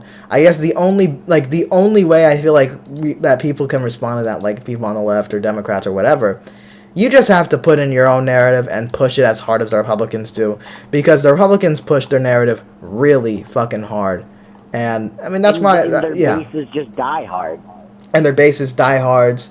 And I mean, they're gonna have to deal with the fact that so much of their base like loves Donald Trump in like a very personality cult manner, and I really think they're gonna struggle in 2028. You know, knowing Donald Trump, there might be some weird tricks that he tries to do to try to be able to run again. I think at the end of the day, even though our checks and balances are being eroded all the time, and he's like pushing the limit all the time, I still think that there will be another election in 2028. And if that's the case, say you have J.D. Vance as the nominee, or Ron DeSantis, or Ted Cruz, they are not going to get the Trump voters that are the type of people that come out in, like, say, like, Michigan, right? Vote exclusively for Trump and not vote in any of the other races. Like, that's why, like, in Michigan, for example, you had, like, Trump got this amount of votes, and he won. But then you look at the Senate race, and the Democratic Senate candidate won. She got less votes, but then the Republican candidate, you look at her, the one that, or he or her, whoever, that lost, and they are significantly less than Donald Trump. You know what I mean? Because that's one of the things that Donald Trump has a benefit. He has a personality cult, and people, it's not easy to make that. That's a very organic thing, you know? Mm-hmm. Yep. That's one thing he's damn good at. Just he's a persona. He's like that. He's a fucking brand. That's what he is. Yep. Multiple decades of branding. Multiple decades of branding. That's you know, that's hard to do. And that's one of the things with Kamala, right? Like she didn't have that big of a brand, right? Like one of the most frustrating things about the election, genuinely frustrating things about the election, was this perception that she had zero policies. But then there was literally polling done where they would like not show the candidates' names, show the policies, just line for line, not like trying to narrativize it. It's just this policy A, this policy B, and 80% of the people polled would go for Kamala's list. But then you would look at but then when they were asked, who do you think you're gonna vote for? And then it was like half Trump and Kamala. It's like, bro, like whatever people like, whether you're talking to like a Democrat or a Republican, I think most people would agree. Yeah, people should. Genghis Vern, don't worry about messing up the chat. I don't mind your messages. I like reading them. They're good. You're actually like they're good to read. You didn't mess up the chat at all. But the thing is, people don't always vote on policy. But I think people would agree. People should vote on the policies they agree with. Democrats or Republicans would probably say they agree with that. But unfortunately, people go based on vibes, and the U.S. is not exempt to rules of the whole world. And you know, the biggest thing was the economy. It doesn't like there are some establishment Democrats that are so hyperfixated. They're like, no, we have to be anti-trans next election. It's the trans stuff. We gone too far left. Blah blah blah blah. No, it really wasn't that. The biggest factor was fucking the economy. People just were not confident in the economy, and that's the thing. People thought that like, the only reason I feel like people voted for Trump on the economy is they thought at least he would shake things up. Like the idea is there is no faith in the current economy, so they were like, I mean, big chance he fucks it up, but on the off chance he doesn't, at least we're gonna be somewhere different than we are now. Yep. We've reaped the seeds of what we've sown. We voted this guy in knowing he'd shake shit up. He did, and the cookie crumbled terribly. Yeah, no, exactly. And it was a trend across the whole world. You know, there was a lot of economic instability everywhere, and practically every democracy, they had the incumbents punished, whether they lost support in the legislature or whether they just straight up were replaced. And it's not about left versus right. It was center-left parties. It was right-wing parties. If you were in the incumbency, it was a bad place to be. The only exemption to that rule was Mexico.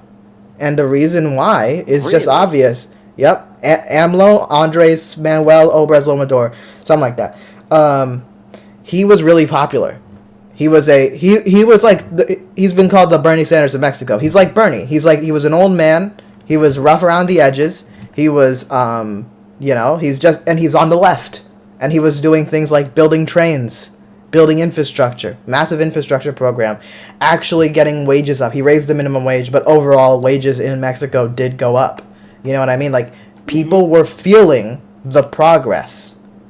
And as a result, his successor, because Mexican presidents can't run 2 times in a row, but his successor won a easy majority, and she's actually been... I think part of this is Donald Trump personally doesn't like Justin Trudeau, so there are certain moments where he was like, I had a great phone call with Mexico. It was actually way better than the phone call we had with Canada. So with, like, some of these tariffs, like, she'll literally just do nothing, but Donald Trump will just be like, okay, we're pausing tariffs for a month.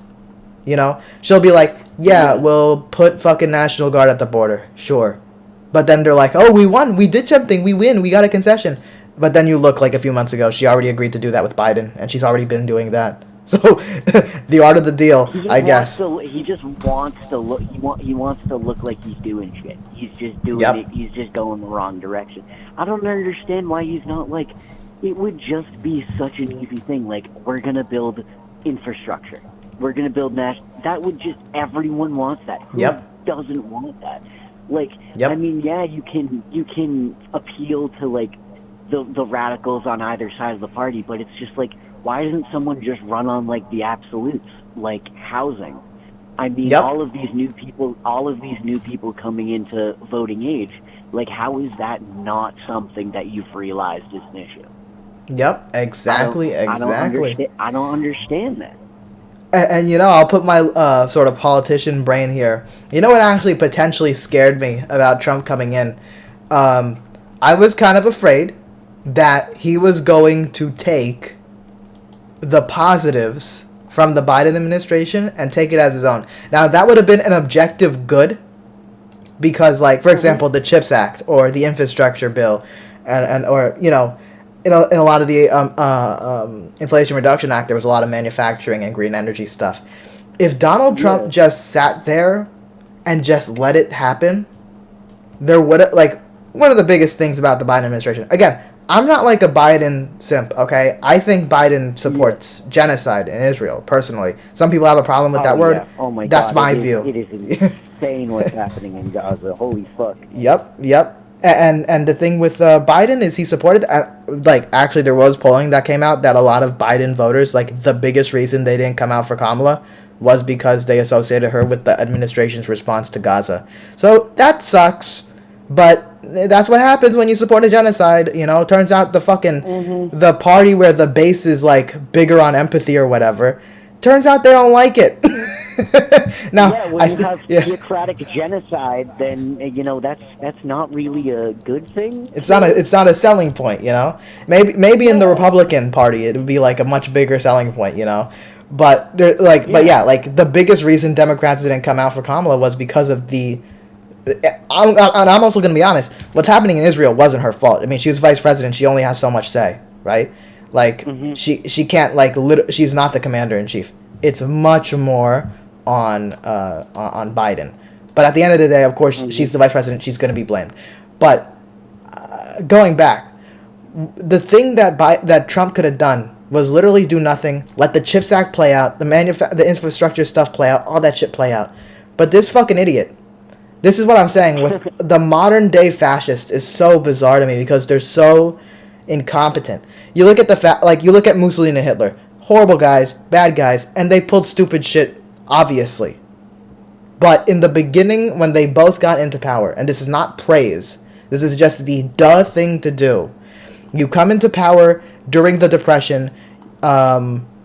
They would do a lot of investment into like fucking infrastructure, like you were saying. Duh, right? Transportation, all that stuff. I mean, like, it's not necessarily like the leftist thing to do is to build roads and trains. It's just the duh thing to do. And of course they did it. But the fascists now, they're like, well, you know, Joe Biden did the CHIPS Act, you know? I'm gonna just get rid of it. Yeah, no, I don't. He could have just been like the election could have happened. He could have just hit him with the, oh, look at my people, we're building the best. We're building. Nobody's built roads like us. But no, Yep. but like he got rid of it. And it's like, if that had gone through, then it would have just been better, like, quality of life for everyone. And then he could have ran on that train and been like, oh, in my administration, all this good shit happened. And then he could have, I mean, he still would have fucked it up anyway somehow. But in time, just like the first administration, he did what we're describing. Like, fucking Obama didn't do a lot of like really amazing stuff. I mean, I think the ACA was an improvement, but it's not like he did super transformative stuff domestically. Besides the ACA, right? He didn't have an infrastructure plan. I will say, to be fair, manufacturing did start going up under him, which there was like decades. There was decades of it going down, so I will be fair to him. That's a good thing that was going on. But Biden obviously did more. And, like, for example, investment into manufacturing construction. So not investment into the stock market, but investment into construction, shovels in the grounds. Both public and private. It's the highest it's been since World War II under Biden, right? And that shows up long term. That'll show up, like, or that if for example, Kamala won, in like a year or two, you would have likely seen like an explosion of manufacturing jobs. Like, we already saw 800,000 manufacturing jobs under Biden, but it would have been another thing. More infrastructure. There would have been so much more infrastructure, so more people, more companies, more people moving into these industrial hubs, and then boom, that makes money. Like, exactly. You have to do stuff concrete to make money. It's like, yeah, as you were saying, like, because Obama was so much more external affairs. He was more social.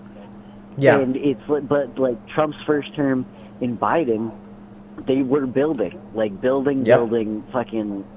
Even if it's like oil, like drilling, that'd be a good thing. I haven't heard about Trump since he started talking about drilling. It's just been fucking everyone else. It's just like, that was like his big thing. Like, what if, hear me out, he actually did that? That would be, I mean, economically at least, that would be a good thing, because we've outsourced so much of our energy. Like, a lot of it's coming from Canada. They're threatening to fuck us because we're just being dicks to them for some reason. Which I mean, the culture is going against us over there. Like, even like individual stores are like, yeah, we're not going to sell American fucking alcohol or American products in general. Like, it's like individual action, but like it's many people doing it. It builds up. You know what I mean? It's like, holy fuck. And if it becomes the will of the people, it's going to become the will of, like, it's going to become policy. And then that is just going to set in stone that they're, like, less of our shit getting sold to Canada just is less money for us. Yeah. I don't understand. It's so bad. Like, goods need to trade hands for money to appear. Like, that's where the money spawns. I don't understand why people are against it. Like, we're not, whether we like it or not, yeah, we're like a hegemonic power, but we're not like, we've outsourced so much of our stuff. Yes, bringing home certain necessary industries, I'm all for, but just blanket tariffs do not make sense. You know, so you're from a rural place, right? Are you like in farming, your family? No, but a lot of, like, literally just in the past, like, 2-3 years, a lot of people, like, a bunch of my friends actually have, like, started to get chickens just because, I mean, our town is, like, literally falling apart. Like, there's some roads that have, like, a cone every, like, 40 feet in a giant pothole just because, like, we can't fix it. Yeah, like, we're not rural per se, because we have, like, suburbs in the next towns over. We're not far from the Boston Metro, but like Okay. we're Oh, just, so Massachusetts. we just yeah. We're from up there. We're from up there. Cost of living insane up here, by the way. I And imagine. around Yeah. here, there's no well-paying jobs. There's Yeah. no well-paying job. We have one strip in our entire town, and it's convenience stores. It's all owned by the same family, and then we have 2 restaurants, one of which has been open since the 1740s. Yeah. Wow. Whoa. Yeah, no, like our town was founded like before America by like it was like what was it? I think it was like 1720 or something. That's crazy. Yeah, So back in the colony days. Yes, yeah. But it's like also that restaurant. That's where like 40% of our town's income comes from, and the owner of that restaurant has been the selectman for the past 8 cycles. Yeah, it's real towny stuff. It's towny stuff. Yeah, no. You see, I feel convenient that, or I feel like it's convenient that I'm in a place like my town where it's considered still a small town, but we have a bunch of people living here. We have a bunch of plazas and this, that, or the other. So, for example, like in your situation, if I ran in your town, and like, let's say like I get on the bad side of that one guy that owns the convenience store, it feels like he's a real dominant force in the town. If you're owning that's literally the reason that like 6 months ago, because I wanted to get into town politics, I literally started working at that restaurant to chum up to that lady. Yes. Really? Yes. That other she go ahead. Not only does she own that restaurant, she's been the selectman, but her family so we have like the normal town, and then we have the colonial historic district. Yeah. Where it's like literally all old townhouses, graveyards from pre-1800s. But yeah, her family legitimately owns like 70% of the historic district. Oh my gosh! And I'm gonna guess they've been owning that for a real long time. I think they came into the town with big old money, and their family has owned like all of that for like 4 generations now. Oh my gosh, that's different. Yeah, no, that's different. No, it's because it's like that. I'm jealous that you live in like a nice mid-sized town, and that you're into local politics, because it's like that's something that I aspire to do. I have no idea where my avenue of entry is. But there's simple stuff like a gas station. People can't even come through our town. We're right off a highway. We still get no traffic. Like I can see the highway from my street, but nobody comes through because it's like we don't even have a gas station. Yep. And then for the people living in the town, y'all got to go a little far to just get gas. That's fucked up. And then we go out of the town, so even the money that like a gas station would make, we don't have it, because it's like. It is such a bizarre thing talking to someone from like a town of your scale, because like, you know, generally when I talk to people about my town, it's considered a more small town, but like, I mean, it like what you're describing makes my town feel like fucking Boston or New York, just because we have a Wawa. The way you're describing your town is like I would be like literally uncomfy in there, because it's like holy shit. I know all of the police officers in my town by first name. What? That's crazy. That is crazy. Every single one of them. We've got 5 of them. I see. Well, that makes it easier, yeah. I literally sell them. They buy my eggs. Oh. Really? Yeah. But the funny thing is legally in my municipality, you can't have more than 6 chickens. I have 24. Oh, okay. It's like just nobody gives our selectman committee only meets every 6 months. What the fuck? Every 6 months? Yeah, and it's like 3 or 4 people that show up every time that aren't. There has been more people like on the board, like the selectmen, there's been more people there than like it's literally a room that's smaller than my basement. Yeah. Wow. It's insane. It's insane. That is crazy. Yeah. It's like it's so funny. Like one of my best buddies for life. His mom used to work there. I mean, Yeah. we got such a small town. Like literally, kids will just like go in the town hall and like play hide and seek and stuff because it's like not. I was literally gonna say, like, where do y'all hang out in a town like that? Town hall. A bunch of like some of my buddies, they go because we've got a river. They'll go smoke. They'll have a couple beers. It's like it's all woods here. I mean, Yeah.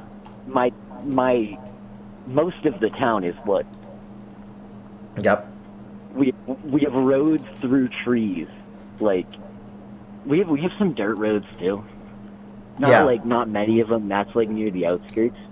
Yeah. Our roads haven't been paved because we live near a military base. Our roads haven't been paved since the Vietnam War.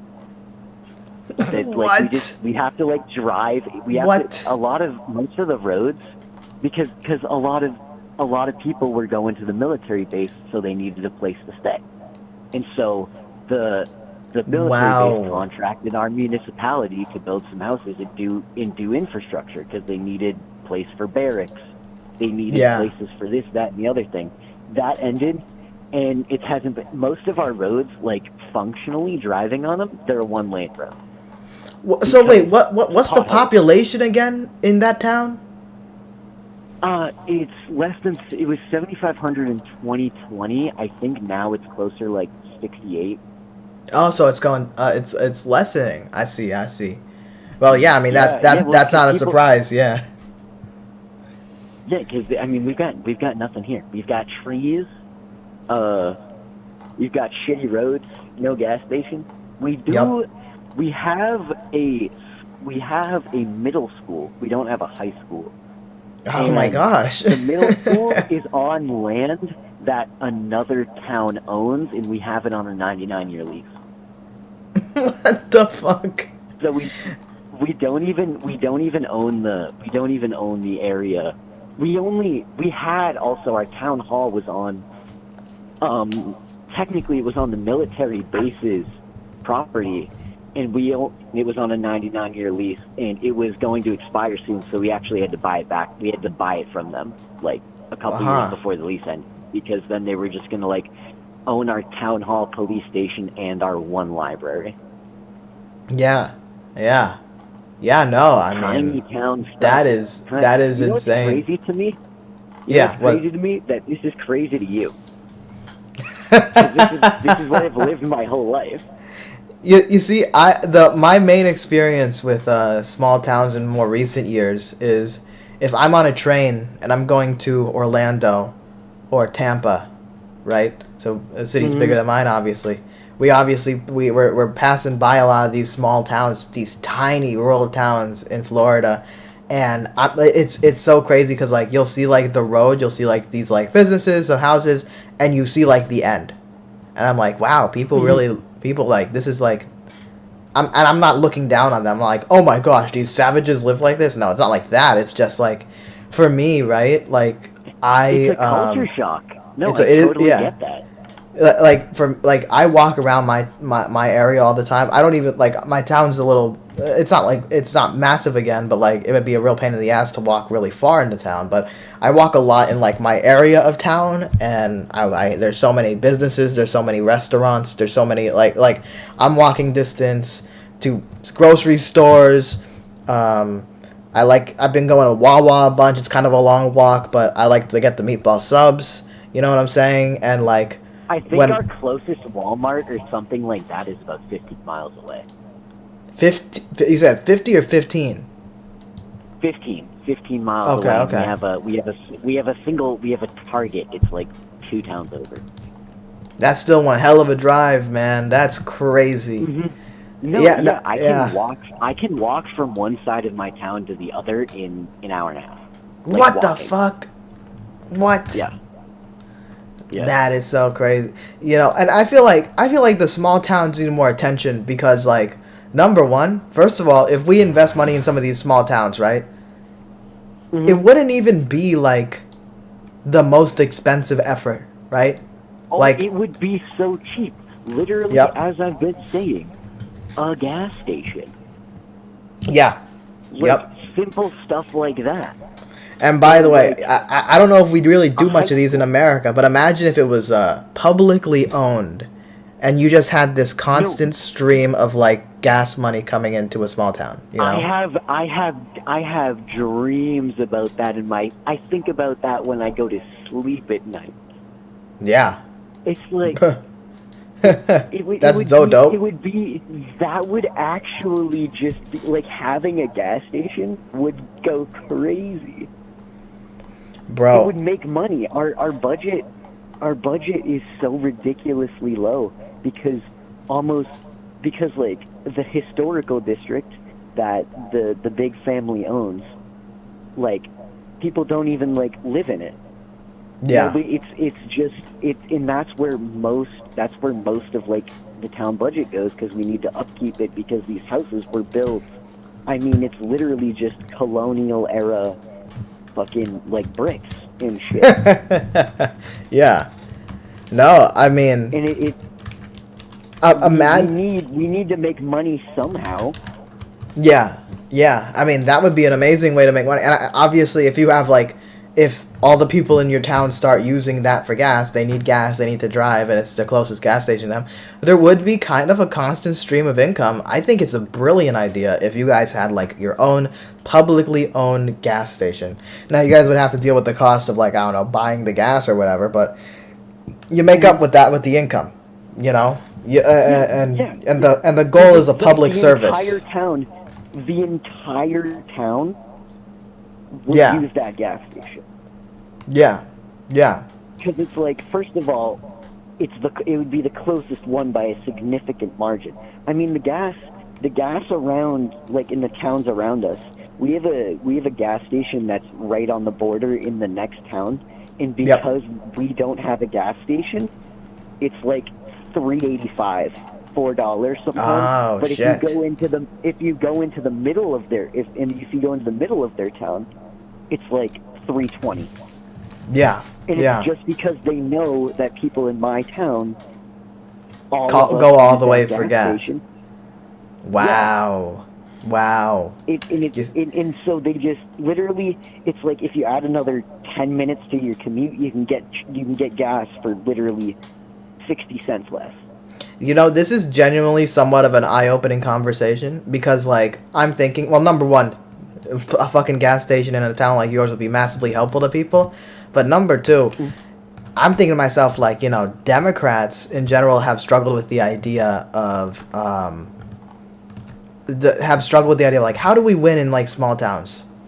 And I've wondered this, too. Because, like, I mean, you look at the South. Obviously, a lot of the South is rural. I'm going to keep it real. There's probably a really good amount of people in, like, the southern part of the United States that is legitimately just motivated by, like, the fucking legacy of the Confederacy, right? There was a reason why Democrats were so dominant in the for half the 20th century was because, you know, they used to be the party of the Confederacy. I think there was a party switch. Obviously, you know, the Civil Rights Act passed.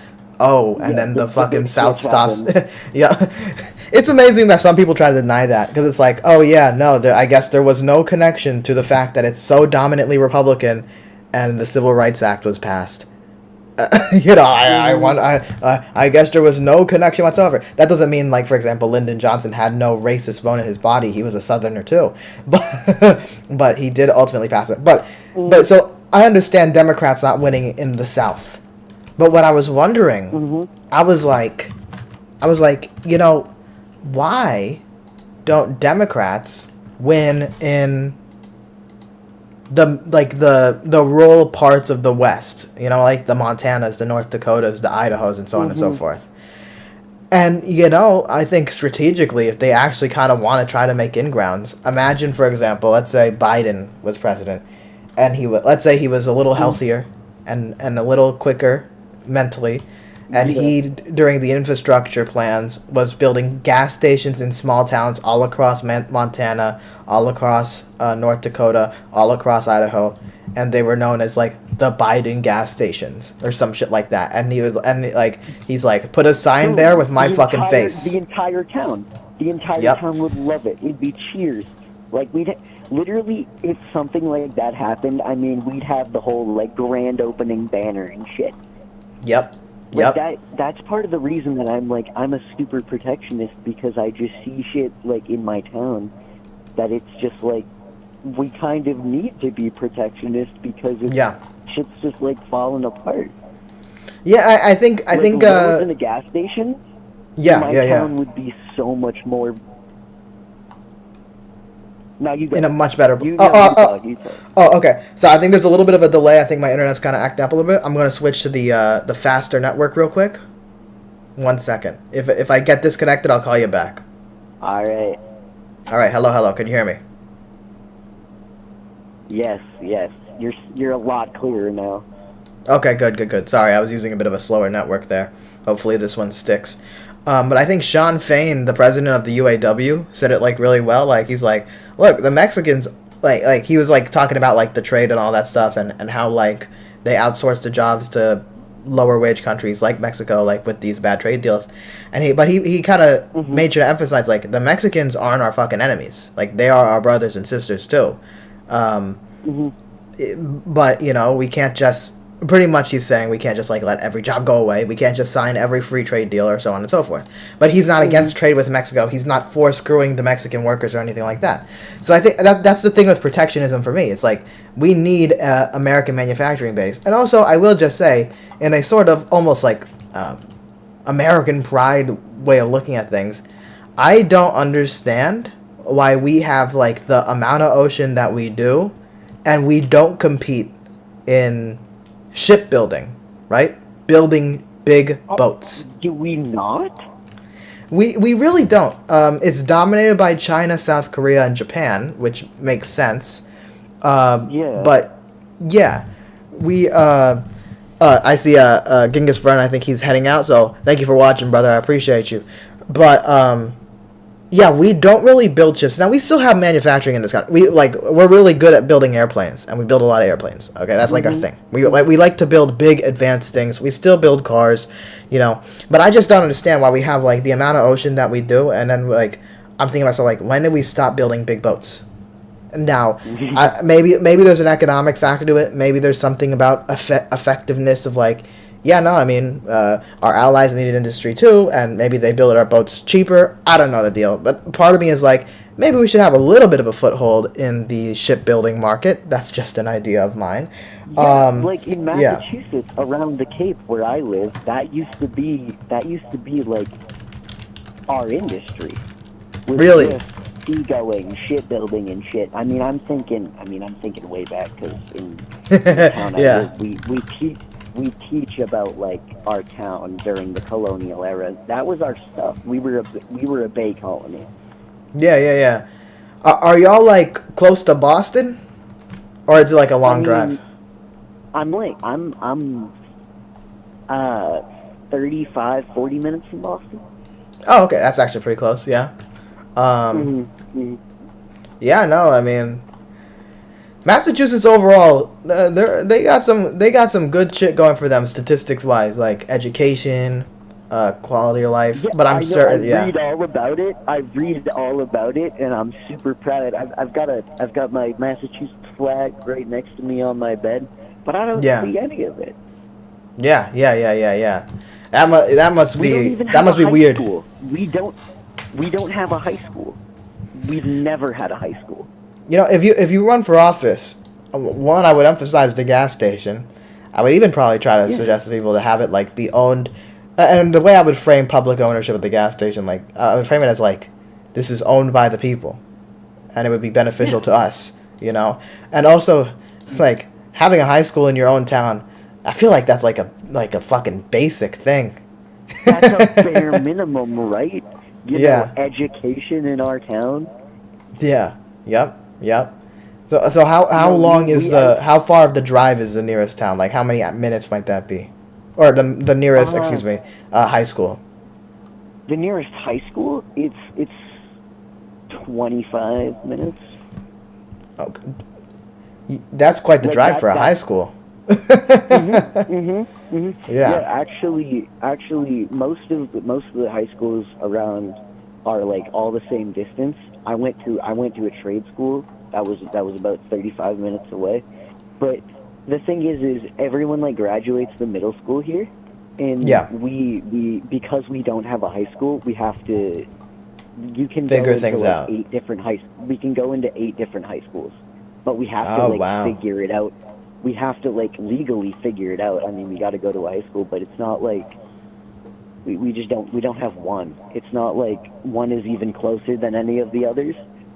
We just got to like figure it out, and like we can't even get buses on a lot of our streets just because the roads aren't up to snuff. I'm literally going to. I just know the next thing. This is literally gonna sound again like what you're describing. The thing I'm gonna say is gonna make it sound like I live in like a fucking big city.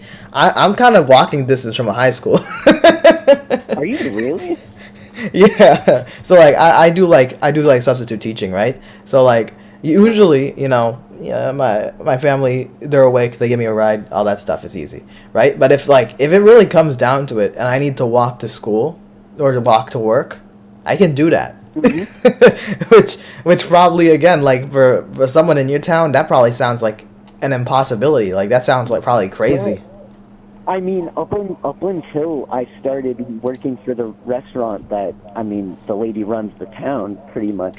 That was because that place is like a 40-minute walk from 40-minute my walk. house. Wow. Yeah, and it's like that's the closest place that I can make money. We do have a Dunkin' Donuts. Okay. About Okay. 15 minutes from me. But, Okay. I mean, it's barely functioning. They have one employee at all times. What? Really? Yeah, just because it's like, I mean, most of our town is old head. Yeah. The reason why I think that we don't have, like, a gas station and, like, nobody's, like, even cared about that is because they're literally, the average age of our town is, like, 40. Yeah, I think honestly, I think one of the missions in a town like yours is probably attracting new people, new families, young people, Yeah, whatever. we have to make it viable for people to, like, settle down here. Yeah, because I feel like if you're a younger person in that town, and I feel like this is the situation for a lot of small towns around the country. At some point, the thing that there's a point in your life where you're like, I have to like, if I want to make a career, I have to leave. You know what I mean? Yeah, pretty much everyone, because it's like there's literally no what's it called? There's no zoning that is affordable housing. Like, Really? it was bought. It was sold off by the town during COVID. And I mean, the rent literally, they raised the rent up to double the price over a 12-month period, and then evicted everyone. And, I imagine a place like Massachusetts. Obviously it has like a big city like Boston, a lot of economic output, but also like when it comes to that economic output, that also makes prices just more expensive by default. And I feel like I'm gonna guess that probably impacts smaller towns like yours too. Absolutely, because we're close enough that the economy we're kind of like hand in hand with like the pricing of like Boston, and yeah, but we don't have like Boston money. income.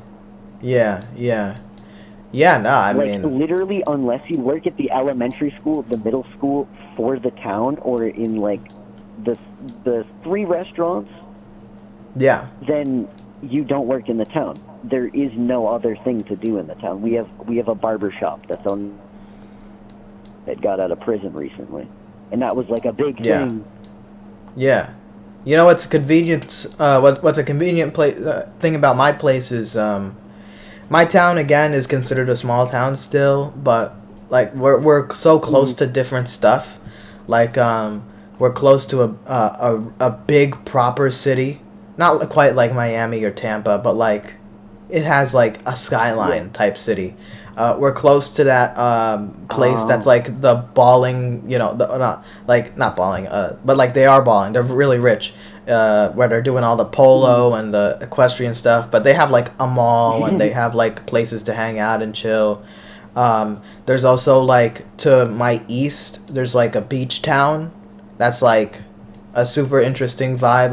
Like the town I described that has a skyline, that's also like by the beach, but they're like they're a much bigger town, a lot bigger buildings.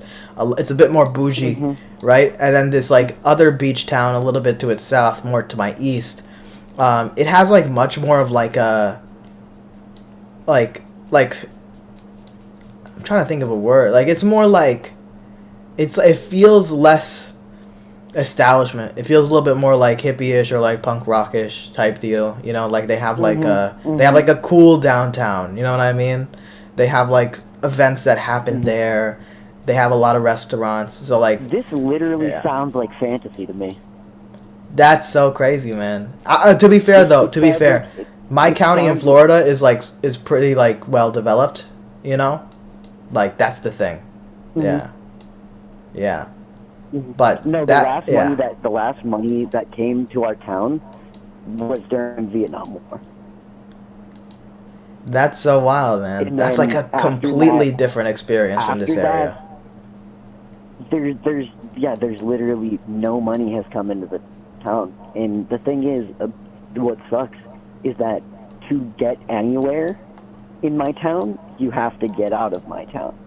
Like you can't build a life here because they're just it's just not feasible. That's why all I want is just infrastructure. Just like as you said, shovels in the ground stuff needs to happen. I mean the area, and we only meet to talk about it. No, you go. Oh, sorry. I think there was a bit of a big delay there. Hold on. Let me switch networks again real quick. Let me try to make it a little smoother. 1 second. If I get disconnected, I'll call you back. One moment. Well, actually, no. I think it's good now. Wait. Do you hear me? Yeah. Okay, hold on. There was a big delay. Okay. Yeah. No, I was saying, it's like a completely different situation. Not even just my town, but like the county overall. Like that town that I was talking about, where all like the horses are. That shit was founded in like the 70s or whatever. That the whole town, and they've been developing like crazy. Like apparently, like when I talked to founded in the 70s. The place that's like big on the horses. Yep. Are you talking 19 or 1870s? 19. Jesus Christ. So like, oh shit, sorry, I had an alarm. Don't even know why I had that on. It's the weekend. But that town where there's like a bunch of rich people, that was founded like in fairly recent history. I'm just like verifying that it was the 70s. Yeah, or oh my god, wait, no, I'm sorry, I was wrong. It's founded in 1995. Fuck. And that town, which I did spend some time growing up there, and like most of my friends grew up there, and like again, none of us were living in like the rich people area, besides like a friend of mine that like their family works for the rich people. We were living in like the much more affordable parts of town and the much more frankly exciting parts of town, honestly, where you had more stuff around rather than just fields. But that area of town we were living in apparently used to just be all farmland. But they developed it so much, like actually within our lifetimes. And I'm looking at the map, and like there's like suburbs everywhere, there's plazas everywhere, all that stuff. Like we would go to like the mall there just to hang out, like eat or do whatever. There's a lot of restaurants as options, and you see it's a nice town. I like it. My city is a little bit older. My city was founded like 1920s. Okay. Which, I mean, compared to your town, is like still like a fucking baby. But we've also been growing too. to a much smaller degree than this other town. We're a bit more gradual with it. But one of my priorities with my town specifically is like I really want to protect the affordability because we're known to be the affordable place to live in. And if you want to work in the city with the big skyline, if you want to work in the city that's kind of cooler, if you want to work in the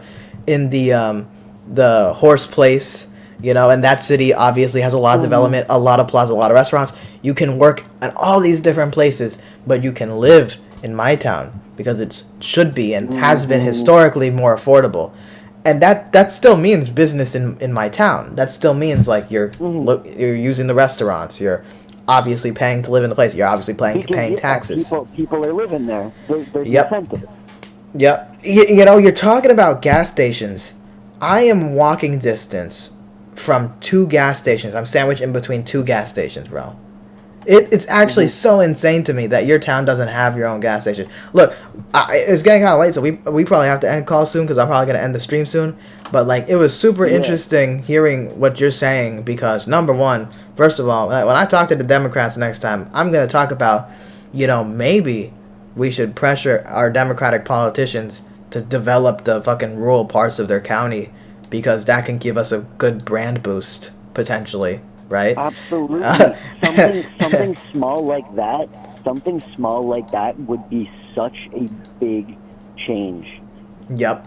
For like people that live around here. And I think we just gotta talk to small towns more. Like Bernie did this rally like yesterday or today, where he was in this. He went to rural Wisconsin, and he had like 2,687 people according to this tweet. And they say that the whole town's population is 9,287. So for 2,000 people, more than like 2,600 people, to come out, that's like a massive proportion of the town in just one rally. So it's just like you know, we got to pay more attention to these parts of the country. We got to win their trust. We got to be exciting again, and like it's like. Oh my gosh, bro. If one gas station could be game-changing to like a small town, why are we not already doing it? And and I know that Donald Trump's not going to do it. You know, but so yeah. We Democrats have a lot of opportunity that they got to not be afraid of taking advantage of. You know, you've actually like literally inspired me. I'm probably getting like I already go to the meetings, but I'm gonna try and like make some changes because it's like understanding what it's like for like what you even consider a small town, your town, 40,000 people. Yeah. Like, I feel like I could probably at least make a splash around here.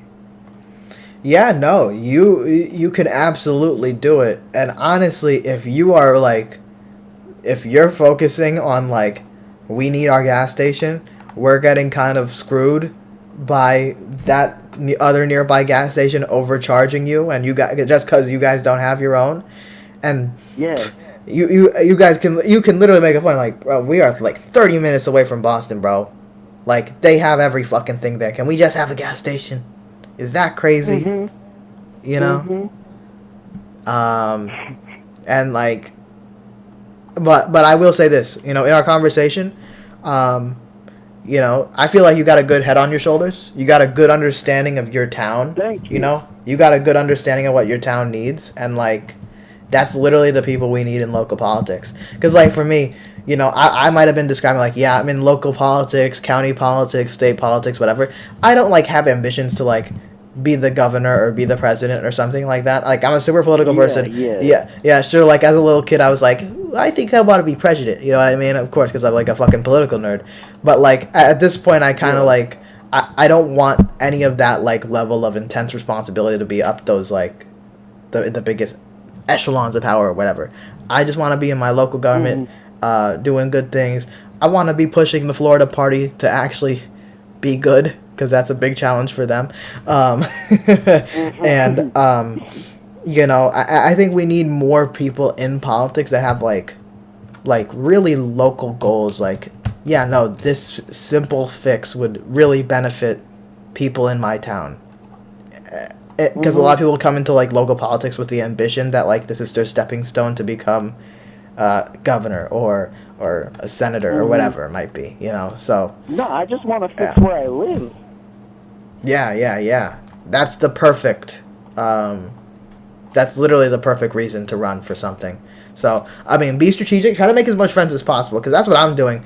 I might have like ruffled some. I ruffle some feathers here and there, but I've noticed I've done a pretty good job at like sort of getting along with the multiple factions of, like, for example, Democratic Party politics in particular, right? Because like my county party, there's a lot of like fighting. Okay, like they a lot of people don't always get along, but it's kind of interesting. I feel like I'm able to kind of get along with the multiple factions. I'm obviously a progressive person, so I kind of get along with the progressives more. But like I noticed, like, I'm not gonna say what was said in the emails, but there were these two people and they were kind of arguing in the email, and they both mentioned me by name, because like I gave like my report at the recent meeting, that and the meeting ended because like people got so frustrated, and then like one of the people like literally like kind of like had an outburst and just stopped the meeting. You know, and we had to adjourn. But like in the email where they were kind of like going back and forth a little bit, they both like mentioned my the speech that I gave, and they were like they both kind of praised it, and I'm like, oh shit. I found that just like super interesting, because these two people were obviously disagreeing, and they were like, oh, but we should listen to what Nathan had to say, and I'm like, oh well, thanks. Yeah, but you found middle ground. That's the funny thing. Like, I mean, I guess like I'm like in American politics, I'm considered far left. I don't really think I am. You know, I just have the politics of Franklin Roosevelt. Now, the thing is, in the modern context, again, like someone like Franklin Roosevelt is like next to Bernie, but like back in when Franklin Roosevelt was president, he was considered the center left. And my goal is to kind of get back to a position where like I'm considered the center left. I'm not considered the center at all now, obviously, because of how far right our politics have gotten economically. But I would consider myself like a social democrat, and that's still like fundamentally a capitalist ideology. Like, that's not trying to transform the economy completely, but obviously a much stronger social safety net, investing in the country more, all that stuff. Like, it's pretty much the Bernie agenda. But yeah, no, I mean that. And the thing is, like I said, like I've ruffled some feathers, bro. Like in the last meeting, I called out like this gentleman, Jared Moskowitz, because we're in Florida, and I don't live in Jared Moskowitz's district, but he recently like was part of 10 Democrats that voted with Republicans to essentially like publicly condemn that one Democrat from Texas that like was heckling Trump in the joint session of Congress over Medicaid. You know? Yeah. And I was like, listen, if there's ever a thing to heckle someone about, it's about their cuts to fucking healthcare. Duh. I didn't say fucking in the mic, but that's pretty much what I was saying. And I was like, look, if we're in the business of condemning Democrats for defending Medicaid, I'm here to publicly condemn Jared Moskowitz, right? Speaking of, how far is your closest hospital? My closest hospital? Yeah, or like doctors, any medical building. Mine's 35. Well, medical building, walking distance. Like urgent care, walking distance. I have to go. I think the closest would be 2 municipalities away. Holy fuck, man! I could literally walk to urgent care. It's not even like a company thing. They call it family practices, because it can't actually be like. Oh really? Considered. Yeah, it's a family practices. So like that's where I would go to a family practices place, because I mean I would have to go to like a hospital. It would be like 40 minutes.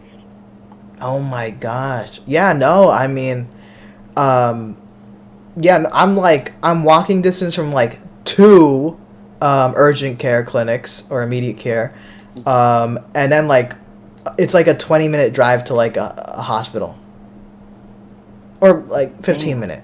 Yeah, 15 to 20 minutes. It's not long at all. I mean, I remember growing up, and that's like in the bougie town, the big hospital there. But like but that hospital, that like corner that it's in, that's like the area that I grew up in, and like my close friends, my inner circle, that's where like we grew up in. You know what I mean? So, man, what a culture shock talking to someone from a real proper small town. That's like different. Yeah. You know, we don't have parties either. There's no political parties.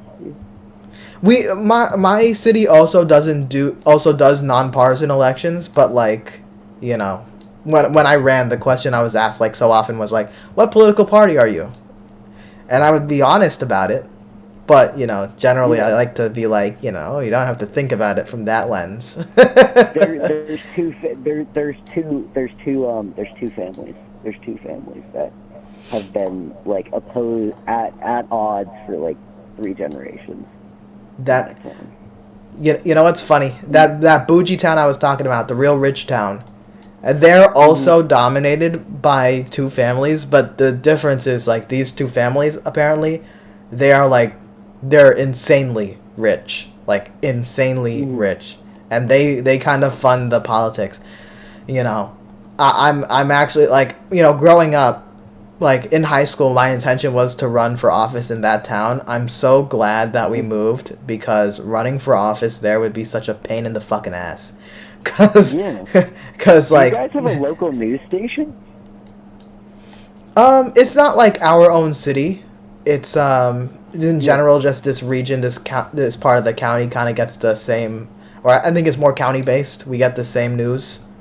And it's kind of our news stations are based out of that other town that I was talking about, like the one with like the nice skyline.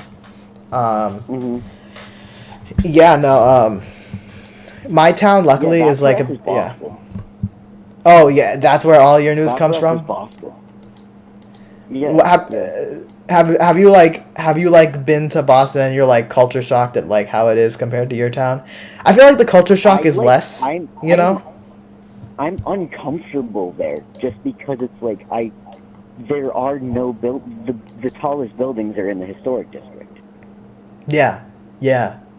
Like that were built by like the fucking Puritans and the Pilgrims. Like those are the tallest buildings. In your town? Yeah. Meanwhile, in Boston, they have like much bigger, taller buildings, right? Oh my, no, yeah, it's like uncomfy to be there just because it's like. I'm looking at a Google Maps of Boston, and like, oh my gosh, the amount of like multifamily housing is like fucking absolutely beautiful. Holy shit! Hold on, can I text this number? Yes, like, you will can. That go through to you? Yeah. All right. I'm gonna send you. I trust you. Yeah, I won't leak anything. That I'm from, and I just want I want you to take a peep at it. Okay. Yeah, I'm curious. Man, fucking Boston is beautiful. Holy fuck. No, for me, it's beautiful from a distance. Actually going there is like the most anxiety-inducing thing. Yeah. Ever. Yeah. I imagine. Because it's like, it's people. I mean... So much people, so much cars. Like, it must be, like, a crazy difference. Yeah. Hold on. What is this number? What's this number? Let me see. Hold on. Where do I find my own number? Hold on. Let me look at the stream real quick. Oh, I got it. Okay, you got it. Okay.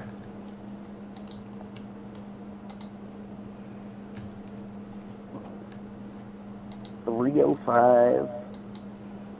You see, one of the problems with my area in general is I feel like the philosophy with a bunch of these cities' urban designs, even mine. I was actually at a meeting, the last meeting I was in, and there was an old guy kind of like bringing this up, and I was like, that's a really good point. Is a lot of our design feels like we're essentially like making islands. You know, we're like, this is the suburb island, this is the plaza island, this is that. Now, to be fair, our situation is not as bad as like the bougie town I was talking with the horses, because like they have like massive suburbs and like you pretty much can't walk anywhere. You need to drive everywhere. in my area, I am able to walk to these places. Obviously, it's not designed to be walked in, but like, for example, in my part of town, it's like the roads are like not necessarily like so massive that like it'd be like dangerous to jaywalk. It's like easy to jaywalk, all that stuff. You know what I mean? But like, I like that's one of the I'm looking at Boston and I'm like, man, they did and in general with the proper cities, they do a little bit better at this. They like, you know, much more mixed use, multifamily housing, all that stuff, and I'm like, we need more of that. And simply because I get told this all the time. I'm like, people always tell me like, Nathan, the city is like 99% built. I'm like, yeah, I agree. That's great. Why are we approving another suburb? What's the deal with that? You know, I kind of want to go like, yeah. Jaywalking in my town. There's no such thing as jaywalking in my town because we don't have any like walking traffic. We don't have like road pavement. We have on our main road. I think like four years ago we redid the lines, but anywhere but the main like strip where like almost all of our town is yeah. I mean, there hasn't been paint on it in like it hasn't been painted in like 40 years. So it's just like there are no crosswalks really anymore. There's so we're just like also there just isn't enough traffic that it's ever a problem. Yeah, no. I imagine. I sent it to you, by the way. You did? Hold on. Let me try to open Google Voice in another tab. I don't see it. 1 second. Did you get the right number? I could have just sent it to a random number. Wait, hold on. I see. I got one number off. Yeah, it's 305-209-5560. 305. Oh, it's 209. 209-5560. You know what's funny about this number? This is I use Google Voice, right? So you could just pick a number. I just picked like a Miami number, like that's the area code, and like it's funny. I remember like some people like try to. First of all, I'm kind of like out there in the world. I'm not like the hardest to find, to be honest. You know. But like on Jubilee. I was on Jubilee, exactly. And people try to like when they're in like the chat, they're like, oh, I'm gonna dox you. You live in Miami, Florida. And I'm like, I don't. I don't live there. But you know what? You can believe it. They're like, Miami, Florida, Pembroke Pines. And I'm like, yeah, sure. Yeah. So this is your town. I'm looking at it. Yeah, that's where the number's from. Yeah, I'm looking at the town. It's like the mass. Oh, sorry, I'm not gonna say that. But sorry, my bad. That's bad. That was actually an accident. I don't give a shit. But it's for people to take. I'm seeing mostly. I'm seeing like mostly like trees. It's trees. It's trees. I live in the middle of the woods. Wow, really? Yes. I see. Let me see what I can find here. I see an animal clinic. A grand piano thing, piano tuning. Yep. Oh yeah. Looking for like where the city hall might be. It's right next to the middle school. Right next to the middle school. Okay, middle school. Hold on, let me zoom out a bit. Let me go down here. Okay, I see a restaurant. I see a church. I see another church. A town fire department. That is the town fire department. So we have the old one, and then we have the new one. But all of our stuff comes from the town over, and it's a 100% volunteer. Oh wait. Am I like not looking at the right town? Because I see a gas station. Am I a little too south? Oh wait, you see it? Where do you? What kind of gas station is it? Shirley. Like what? No, what brand is Shirley Gas? Yeah, Oh, are surely. you talking about Loreno? Um. Or like Oh, London wait a or minute. something? This is a oil and natural gas company. So this isn't like a gas station. No, you can't. I think they technically have like pumps, but you can't use them because it's not gas. Okay. It's not Okay. like car gas. Oh, it's natural. I see. I It's see. it's heating oil. Like they have a truck and they bring oil to my house. Oh, all right. All I right. mean, we burn. Everyone in my town uses like oil for Yeah, heat. There's that's no a electric heating. northerner There's thing. no yeah. But that road where that fuel and gas thing is, that's like still part of your town, right? Is that near the middle school? Barely. Barely. Okay. Is the middle school like north from there? I'm looking around. Ooh, I don't even look I up. see a Look up the name. cottage. You put in the name of my town and then town hall. You might Okay. get the historic town hall. Let me see. Shirley. Oh, so. Oh my God. I'm so sorry. I'll stop the